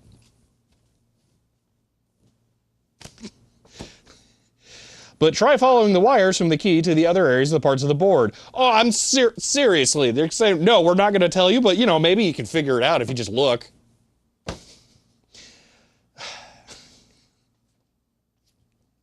Make note of which part you think it is. Later on, oh my gosh, are you kidding me? Make note of which part you think it is.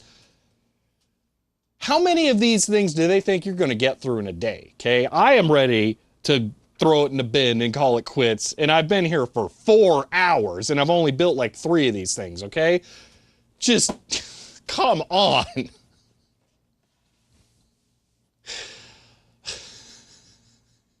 Went through tons of them, but over how long of a period of time?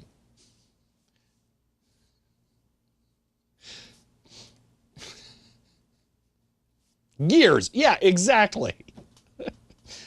Like, make note. I mean, I better carve it in stone for how long it's going to take me to get back to it. Like, you are going to forget you ever did that. Anyway, this is just bad. It's bad. I'm glad you had fun with it. There would definitely be people who this would have gelled with, but it's not me. I don't think you're going to learn electronics too well with this. I mean, like, any kind of input protection would be helpful.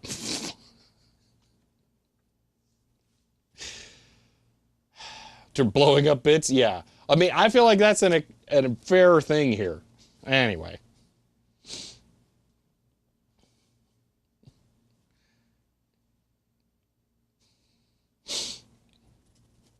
All right, let's build this thing.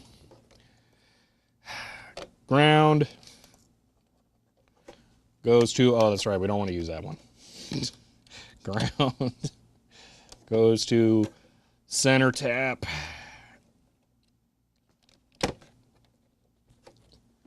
All right, and then it goes over to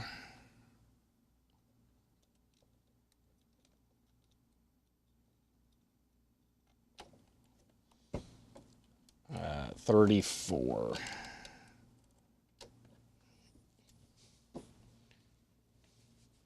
Failure is useful for learning? I will disagree. When you fail, I blew up this transistor today. All right, I'm going to say that. I blew up that transistor. That's done failing, because you're not going to replace that as a kid. That's not happening. Your parents probably are also not going to try and replace that. The best you can hope is that you can take it to Radio Shack and then buy another one. Like that, the cost of failure is high on this if you have the right kind of failure.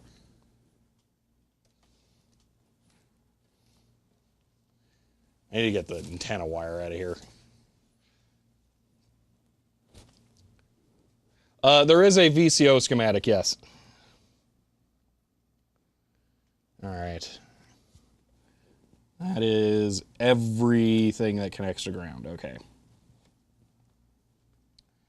All right, there's a super long wire that goes over to power. Let me just get that one.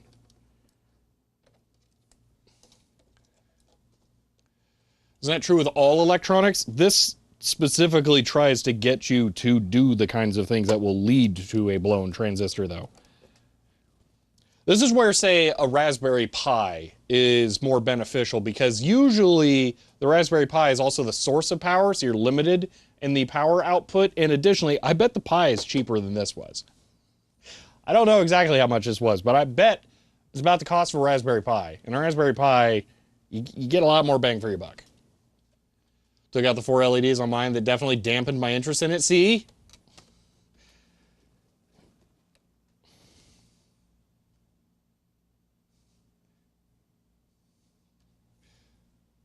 Don't think abject failure is good for learning? Yeah. Failure is something. See, I don't know where I would fit this into a curriculum if I was really trying to teach electronics as opposed to a breadboard.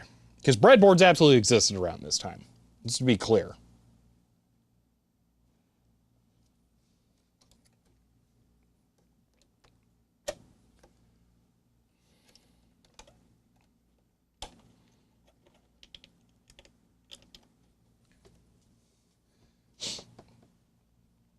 $301 had a breadboard? Yeah. Asked the intern at work who blew up 2 Pis by shorting. Well, I mean...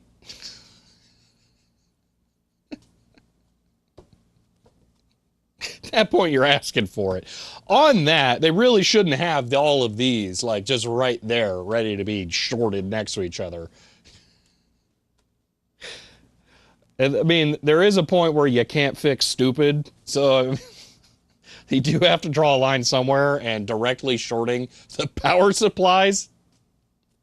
Yeah. Transistor's a little more spooky. I don't know how I blew up that transistor. I don't know what I did. The other problem with that, though, is that there's so many wires that go into so many different things here that it becomes impossible to keep track of this stuff. So I actually don't know what I did. If I had it on a breadboard, I would have a much better idea, because things are more static and they're more obvious. This one, I'm sticking the 4th wire into the spring and they're all crowded around each other. A little tougher.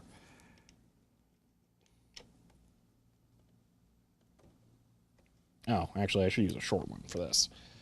This is going to 93. Oh, our first usage of a capacitor.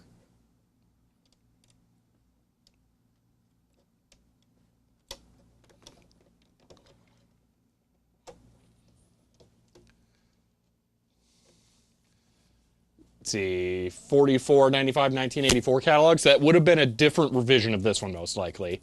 But yeah, so napkin math. Well, $45, that would buy you a Pi today.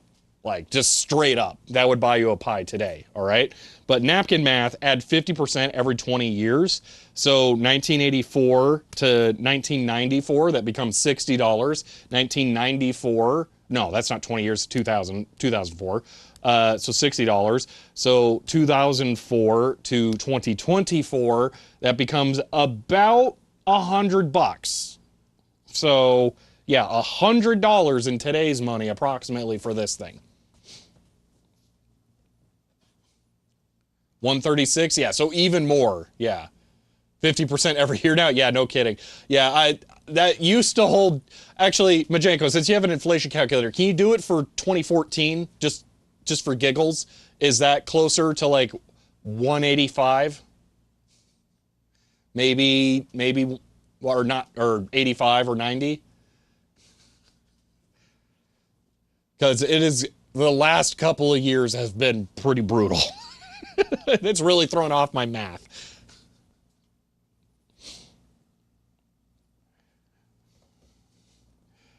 All right. Oh my gosh, this goes to something down here.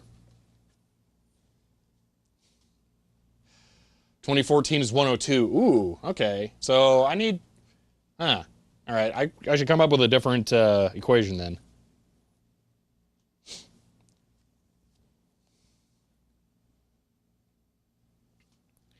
But yeah, that's a lot of money to end up with this.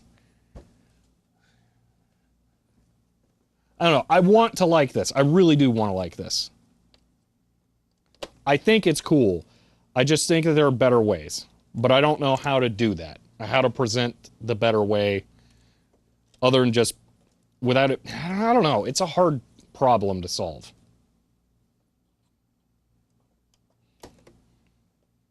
I just feel like this ain't it.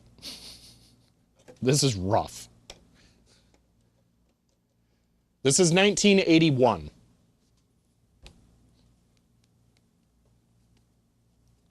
Better ways than ARPI in 1981.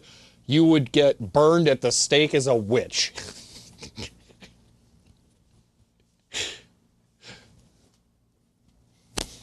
Actually, no, you wouldn't, because you wouldn't be able to find an HDMI monitor, so they would just assume that you're insane.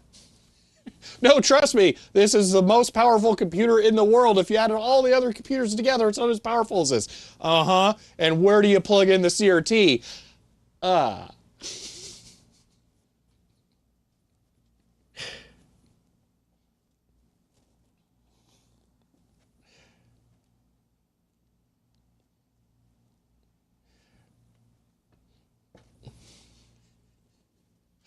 ARPIs do composite. Oh, I guess an ARPI 1 could. You know what? That actually would be possible.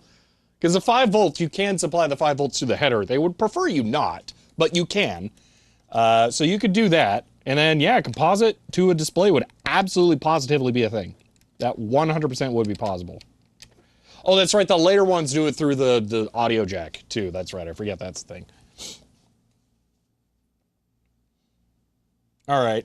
You know, you could even do SPI over for the SD card to load it. It would suck, but you could do it. So theoretically, you could get software onto it, and you could get video out. No keyboard. USB doesn't exist. I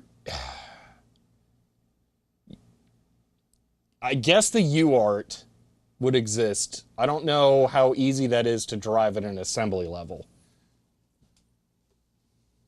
This is from 1981, yes. You ordered it on the GPIO, yeah, I know. So you could get a terminal, but I don't know how much software is required to make that work. I'm assuming you don't have Linux on it already, but maybe you could say you start out with Linux.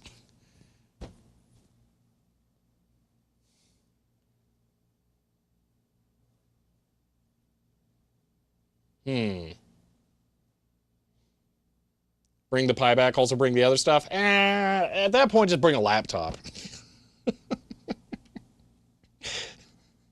You're not really doing electronics experimentation at that point. You're just bringing back a computer. Anyway, we're off track here. 94 connects to 96. Yeah, actually, how much time do we have? Oh my gosh, 18 minutes. I need to hurry up so that I can split my ears. Okay, 95. Okay, just a whole bunch of stuff. Geez, 95. Why? This is probably the oscillator right here, actually.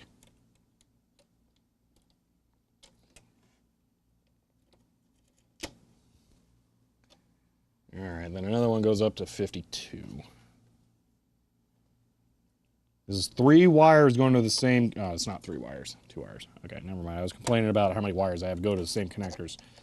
Because it's very annoying having to deal with that. Okay. Boop. Okay.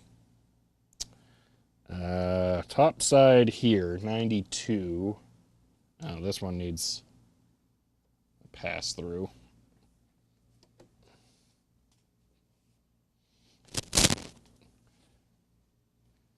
It's not in the 81 catalog. The 150 is, not the 200.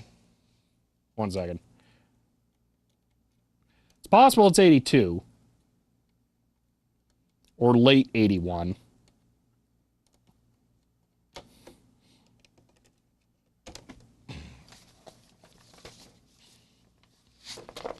But the manual here is copyright 1981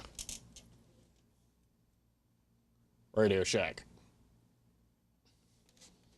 So I'm going to guess it's either late 82, still $49.95. I mean, that makes sense. I would believe that the price stays the same for a while. You know, they spent a lot of time on that cardboard. You got to recoup the cost.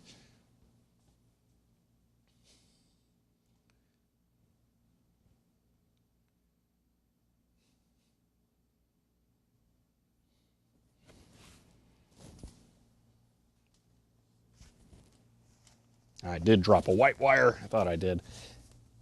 Okay. Okay, where's 91 go? 91 goes to the key. Okay. Can I do that with a red wire? I think I can. Ooh, maybe if I'm very precise. Barely. Okay. Probably came out in 81 Christmas, yeah. 94 in the 1990 catalog for the same price. Though it's like the exact same box, out of curiosity. Because mine does say copyright 1994 in the manual.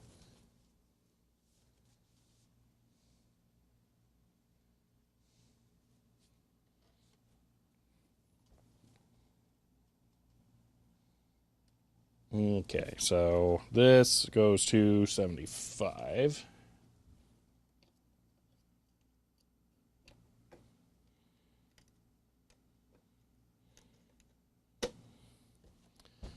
Okay. I think that's all that stuff. I just got the 2 that go to the speaker.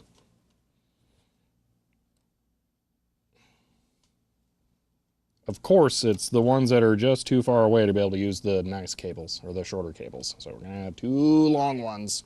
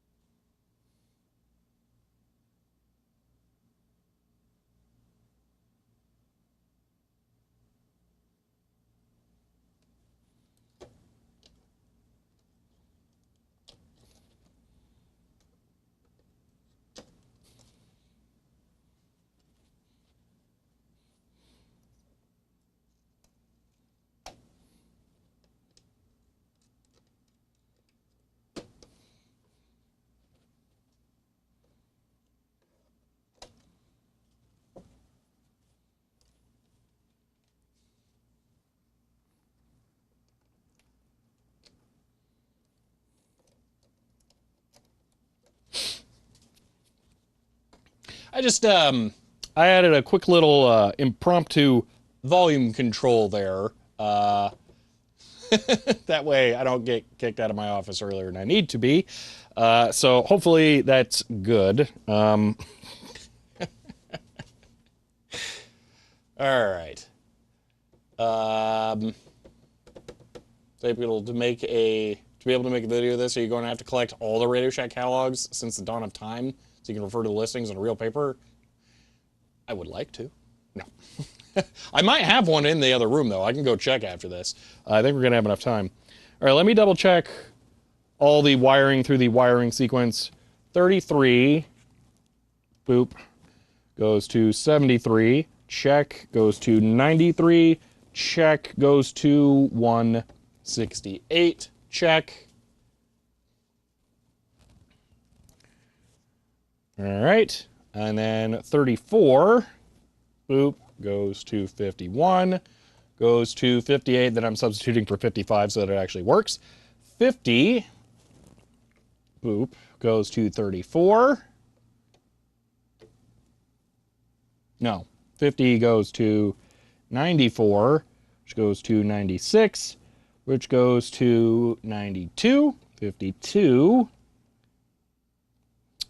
goes to 95, goes to 74, 53, goes to 173, 54 on mine goes to the center tap of the, no, 54 on mine goes to the top position of the potentiometer. Then the center tap goes over to the other part of the speaker, and the other tap goes to ground, so I can do a voltage divider there. So, yeah. 60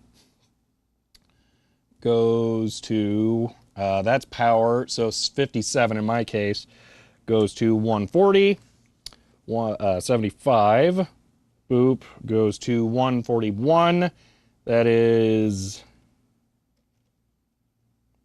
power allowed through.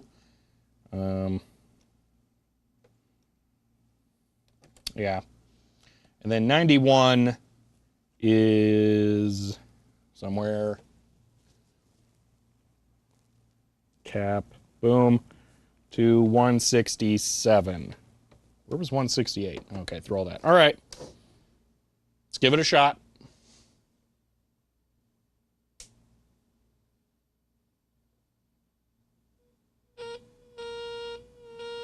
Ha! Volume.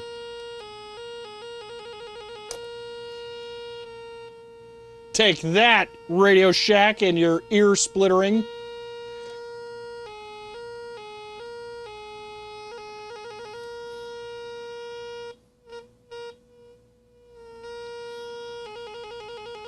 DMCA, yeah.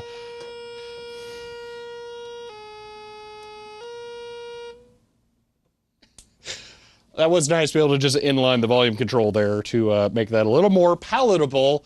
But yep, there was Ear Splitter.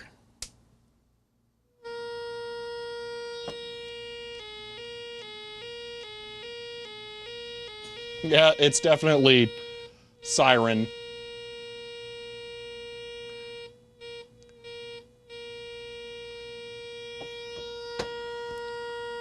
You know, more interestingly... Hold on. Wait a minute. Do we know what the resistance is of the knob here? We also have a tuning cap. You know what? It's one of these caps. Trying to decide if I should replace this resistor with the control here. Yes, mine has a front panel. Yep. I'm wondering if I should try replacing one of the caps with the tuning cap to tune this. Yeah, I think I want to.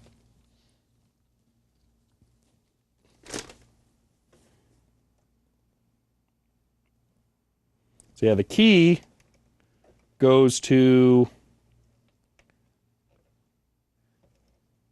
this. So I think if I get a yellow wire go to here. All right. And then this goes to here. This might be more interesting. Never mind. This is not enough cap. Oh, well. Yep. Nope. Tuning cap's boring.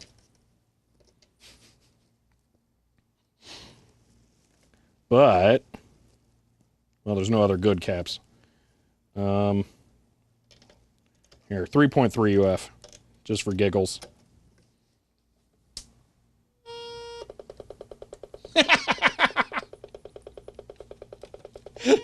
It's like 10 hertz.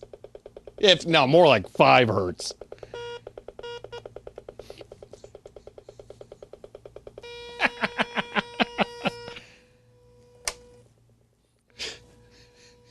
Siren and helicopter. Yeah.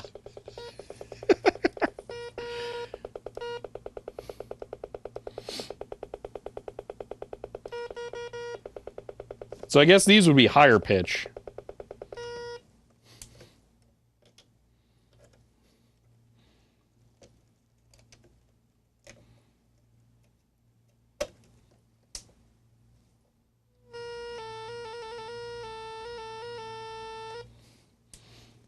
Yeah, the other ones, it's not, these are not as big of a step. These are too big of a step. Well, that was fun.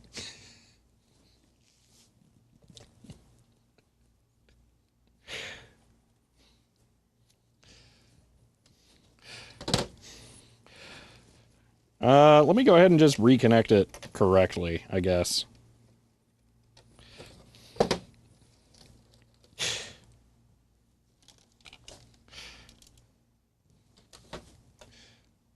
You know what? Ear splitter seems like as fitting of a schematic as any to be the one that I leave in here. So that I have one here at all times to know what exactly this thing is like. So there we go. Seal that all up at the top, nice and good.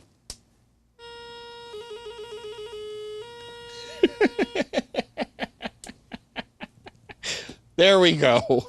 That is the Radio Shack Electronics 200-in-1. All right, well, we're ready to make an outro for the video now, so let me just do this really quick. I'm going to turn off the tablet here. Boop. Okay. Discard changes. Alrighty. It's actually a very good toy. I don't know. Remove Duracell? Oh, yeah, I absolutely will do that as soon as we're done recording here. Yeah, it really sucks about the lamp. I'm very annoyed by that.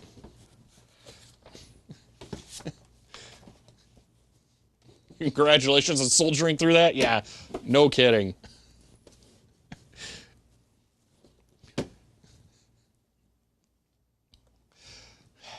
All right, this is, get experimental with the ear splitter? Yeah, in more ways than one, because, again, you're not supposed to have the volume knob. I did that before we even fired it up the first time, so yeah. I'm noted 40-year bulb with the cheapest quality failed, yeah.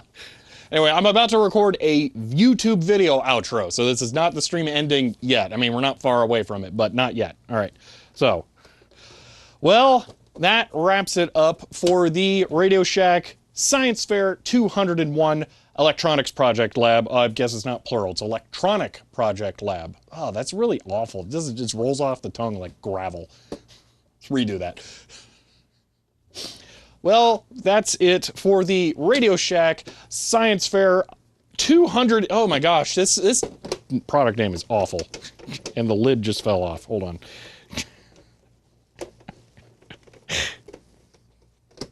All right. Here we go. One last try. Well, that wraps it up for the Radio Shack Science Fair 201 Electronic Project Lab. That name is a mouthful, but it is cool. I don't know. I don't like the spring terminals for this stuff. The power placement on here is awful. The ability to change the wiring is just terrible, but you can make weird stuff with it. So it did have its place. Maybe it doesn't click with me, but maybe it clicked with you when you used it when you were younger. I don't know that I would recommend this for someone now. I think something more digital based, like a Raspberry Pi with GPIO headers would probably be better, because, I mean, it would just be more relevant to what's going on. Still, it was kind of fun to look back at this and finally have dang it. Still, it was fun to look back at this and finally have some success with it. Things like the crystal radio not working are more what I remember with this. Just having problems with it and it being really, really difficult to debug. Once you got all the wires in there, it's a nightmare to sort it out. But at least I got this one working and I did have some fun with it today. If you enjoyed this video, you may want to subscribe to be notified when I release another one. If you want to help support the channel, you can find me on Patreon. But for now, that's it, and I will see you next time. All right, there we go. Boom. Close enough. All right. Did I re-enable phone? No. All right. It has the batteries on top. So, like, this one. Because, yes, this one has the batteries on top. It makes way more sense. There they are. Other than that, it's identical. Like, literally, all of the things are the same. And now that I've experienced both, it makes a lot more sense why there's a separate LED right here, because that was the lamp. That makes sense. It's also funny, the caps are all smaller. I wonder what is on here, because it's awful. Dude, I'm using like 2 different power supplies in a bunch of different ways. This thing's ridiculous. Anyway, yeah. This one's nicer. I like this one more. This one was good, though. It had its place. The tuning knobs, you know, these are a lot nicer controls, actually. You know, actually, the front panel of this one is in some ways better. It is. These are way better. These are the, these are speaker terminals. Radio Shack is probably doing more hi-fi type stuff at this point. But yeah, those are speaker terminals, not the, like, awful screw terminals like are on this one. These don't even have holes in the studs. It's literally just a thread and a nut. So yeah, those are awful compared to this. Although this one's got a lot more charm going on. So there is that. But yeah, I don't know. Can't... Coward? Oh, I don't know. Weird. The bottom of this one's cardboard. That's hilarious. Oh, but it has a bottom! That would mean it would be possible to repair it without needing to, like, tear it all apart. Well, that's beneficial. I think they are the exact same transformer components between the two. That's interesting. All right, well, I'm going to go ahead and remove the batteries now. That way I can't forget. See, no wonder Shelby also has controversial opinions about ACs and dishwashers. Not sure what you mean there. See, those were for spade connectors or bare wire. Those are for bare wire. Both of them are for bare wire. You're in the screw terminals in the front, you're meant to connect the earphone to that literally just has bare wire coming off of it. So both were meant to have bare wire connections.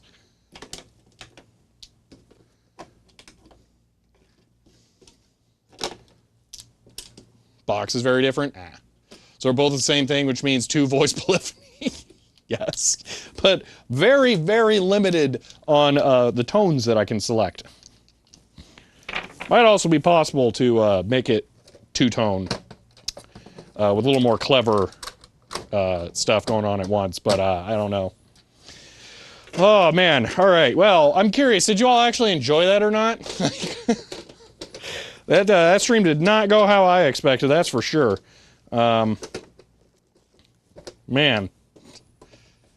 Chat was joking, outro just similar to technology connections? I don't know. It's interesting. Presumably the other one had slightly different projects. If it didn't have a bulb, no, you just connect it to the LED instead. It's identical in every other way.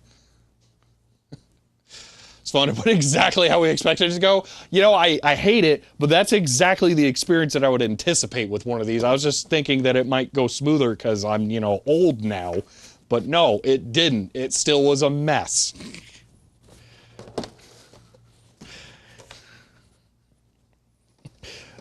Still, it's such a mix. I want to like it, but just, there's so many problems.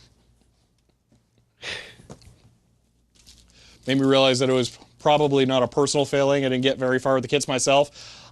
See, that's the other thing. I wonder how many other people will realize that themselves when I eventually release a video about it. That, you know, there will definitely be people who it clicked with, that'll have spent time with it. I don't know if maybe they'll have had, I don't know, just different experiences. So they give me the opportunity to type dumb stuff in chat. Yeah, so yeah, it definitely has a catalog number. It is 28249. That probably would have helped you, Majenko, wouldn't it have? Probably should have given that to you earlier while you're doing your research. Oh yeah, I was going to see if I have a catalog. You know what? Rather than pick up all the wires on stream, I'll be right back because I have some Radio Shack catalogs from this era. Not a lot, but I do have some. Let me go see if I have any that include this, or at least something relevant. So those are, where did I put those? Where? They are, those are Popular Science. Are those duplicate Popular Sciences? I don't remember those. That's a sign you got a lot of stuff. Where are the Radio Shack catalogs? Okay, that's all Popular Science. That's all CPM. Ben wishes I would talk more about that stuff. Down there? Oh, those are not easy to get to, if that's where, no, that's not those. But I think this is. What do we got here? Radio Shack, beautiful. Whew. Okay. Ha. Big binder of Radio Shack. All right. This is going to be like a 3-minute investigation here, okay? So that's Radio Shack, microcomputer newsletters. These are different than you probably see normally, because these are not the computer catalogs. But we do have some of the more traditional catalogs in the back of this. So here we go. These might be the computer catalogs, though. I was literally just typing that. You said that deliberately teased me, didn't you? Perhaps. Okay, so this is TRS-80 Microcomputer News. I'm not the one who put it in a binder like this, by the way, so don't blame me for this. You know, this might be too computer focused. I have no idea what that thing is. Digitizer. Oh my gosh! I didn't know that was a thing that existed. What? It's an XY plotter thing for the screen, but why would you plot the screen? That you already have it digitized if it's on the screen. What is the purpose of this device? No, bad. All right, I'm seeing nothing in here. Look at that. Oh my gosh, that's just that's how you make a computer advertisement right there. See, that, yes. Gentlemen, start your eBays.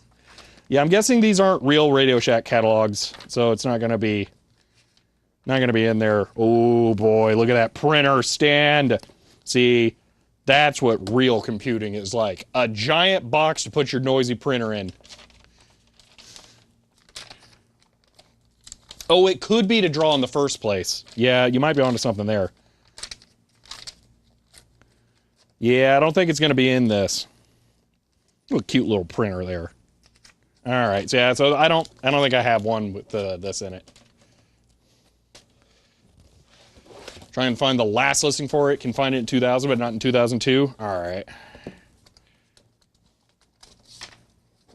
What just fell out? Oh, the stupid plastic things. Pfft, who cares about that? All right. Okay. Well, that was a nice bonus objective. All right.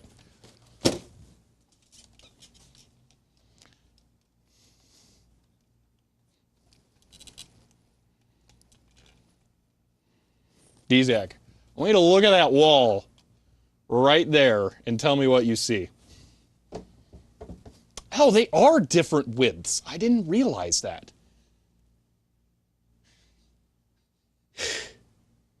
That is an actual wood panel wall that some monster painted.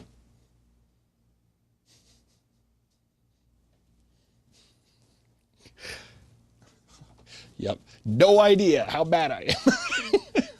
That would have been so awesome. I was so tempted to strip the paint off when I first moved in here. So tempted, but I had to move in too fast. Anyway, yeah, all right. We should probably just leave it behind. I mean, they don't know it's on that wall. That was an improvement. I have to take that with me. You know, as part of the write-in, it was an improvement, you know. Anyway, I should run the outro here. I gotta clean up. We don't need to do that on camera. That's boring. Yeah. So, all right, let me run the outro. Isn't the entryway desk set up? Wood panel? No, there is no other wood panel. It's just that wall, that one wall. Yeah. But all right, thank you all for hanging out here with me today doing this. Sorry that didn't go quite as expected, especially with the dead transistor that, you know, totally wasn't my fault. I really wish I knew what I did, but just with how the springs work, I have no clue. Literally none. Additionally, how did I do that? Like, could maybe 4.5 volts, because that's the max that we could get out of what we did today, could that through like the base to the collector or something, can that kill it? Because that's the thing that really surprises me. I would have thought they would have put like 50 volt capable transistors in there, so you would have to go out of your way to kill it. But I don't know. So yeah, that's just that's annoying. But anyway, I hope you all enjoyed this stream. If you did, you may want to follow to be notified when I go live again next. If you want to help support the channel, get a shirt like this one, or find me on Patreon. But for now, that's it, and I will see you next time. Printer didn't go. Printer! All right, now it'll probably go.